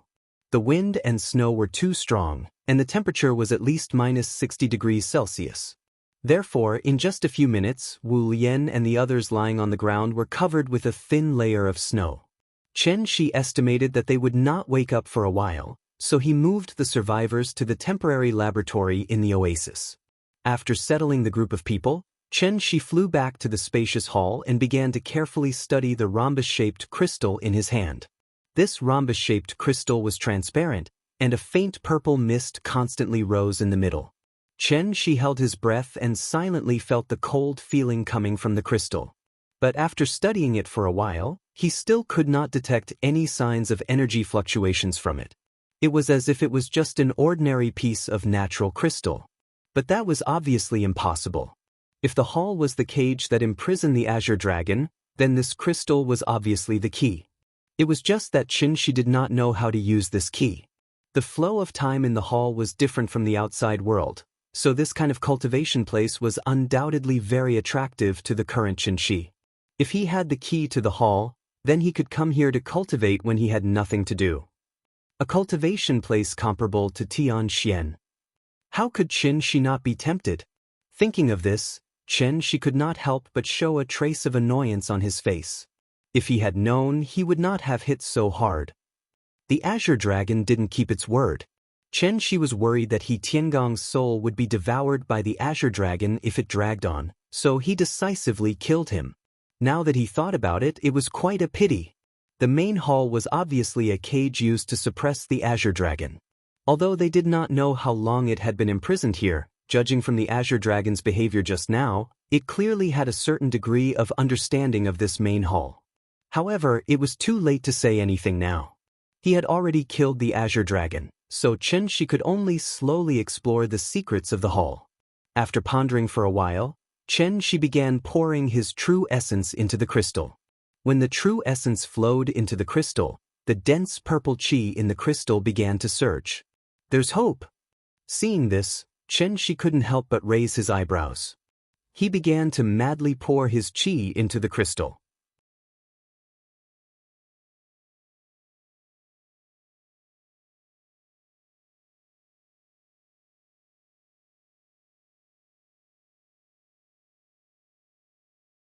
Chapter 257. Looking at the strange light patterns that covered the sky in front of him, Chen Shi was not surprised, but happy. Through the perception of his divine sense, he had already keenly noticed that the diamond-shaped crystal in his hand had a new change. The dense purple gas in the middle of the crystal was originally in the shape of a whirlpool, but when Chen Shi's divine sense floated to the edge of the hall, the whirlpool immediately turned into the shape of a lotus, and the shape looked somewhat similar to the current appearance of the hall. Seeing this, Chen Shi immediately returned his divine sense to his body, ending this dangerous action. After his divine sense returned to his body, Chen Shi was still sitting cross-legged on the ground. After silently adjusting for a while, he finally opened his eyes. Forcing his divine sense to leave his body was still too much for the current Chen Shi. Therefore, after just a few minutes, his face became very pale, and he looked like a patient who had just recovered from a serious illness. However, although his face was ugly, Chen Shi could not help but smile. Because he discovered a secret, and that was, this seemingly ordinary crystal was actually the legendary soul crystal. The so-called soul crystal was actually a strange crystal that could host the divine sense. This kind of crystal was also very rare in the Tianyuan world. The soul crystal was very precious. On one hand, it was extremely rare, and on the other hand, it was a necessary material to refine divine sense attack-type magic treasures. In addition to being able to refine magic treasures, the soul crystal, as a kind of spiritual treasure, had the effect of warming and nourishing the divine sense. With the environment on Earth, it was obviously impossible to breed a magical medicine that could heal divine sense injuries. Therefore, this soul crystal was definitely a life-saving straw for Chen Shi, whose divine sense was injured. No wonder this hall could imprison the Azure Dragon's divine sense. It was obviously because of this soul crystal. Thinking of this, Chen Shi had a rough understanding of the mechanism of the hall's operation. Using the soul crystal as the eye of the formation to imprison the Azure Dragon, who was only left with his divine sense. And the reason why Tiangang and the others had not triggered any mechanism after being trapped for more than a month was, they were not immortal cultivators, so they did not have enough pure true essence to trigger the mechanism. Therefore, this array formation and the main hall were obviously set up by immortal cultivators.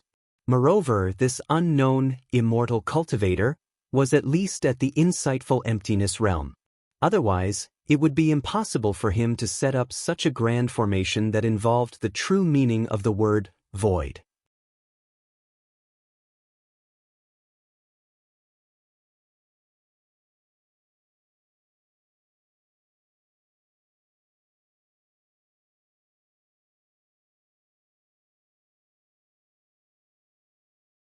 I'll fool him first, and he'll slowly investigate in the future. By the time Chen Shi returned to the laboratory, only the two neutralizing grandmasters were awake. When Tiangang and the professors woke up, it was already 10 o'clock in the morning. Because he had almost been possessed by the Azure Dragon, Tiangang's mental state was very bad after waking up. When Chen Shi saw this, he told him to rest well. Although Chen Shi's cultivation was very high, he wasn't an official member of the Wu Lian. Therefore, Tiangang was actually the person in charge of this mission. After that, Chen Shi explained the lie he had made up in detail in front of everyone. When everyone finished listening to his explanation, they all had extremely shocked expressions on their faces. Such a realistic experience was actually just a dream? Although everyone felt that this matter was too strange, there was still time to prove it. Therefore, after digesting it, they could only reluctantly believe Chen Shi's words. This so-called dreamland was indeed a little too ridiculous for them. In fact, if they thought about it carefully, they could find many loopholes in Chen Shi's words. For example, how could they explain the smell of dirt on their bodies after not bathing for more than a month? Also, how could they explain the consumption of food over the past month? There were too many suspicious points. No one was an idiot. However, Qin Shi's words were reasonable and there was also time to prove it. Therefore, no matter how doubtful everyone was, they had to convince themselves to believe Qin Shi's words in the end. After all, they couldn't think of a better explanation. The team had inexplicably lost members. This was a serious matter.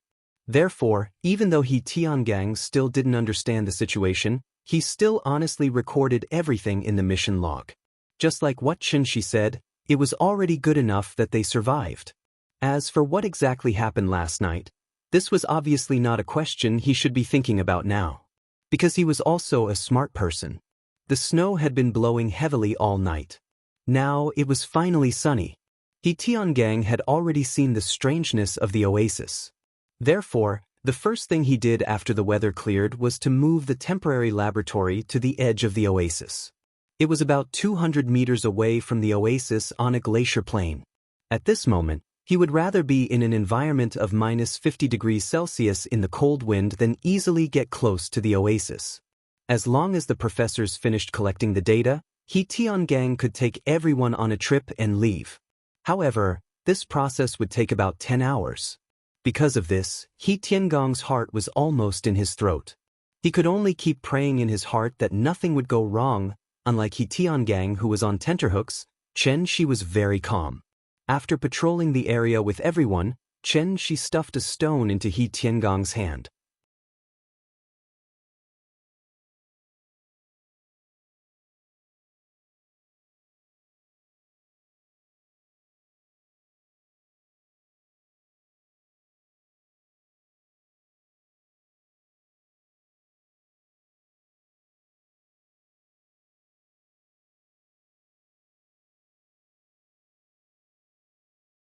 Chapter 260.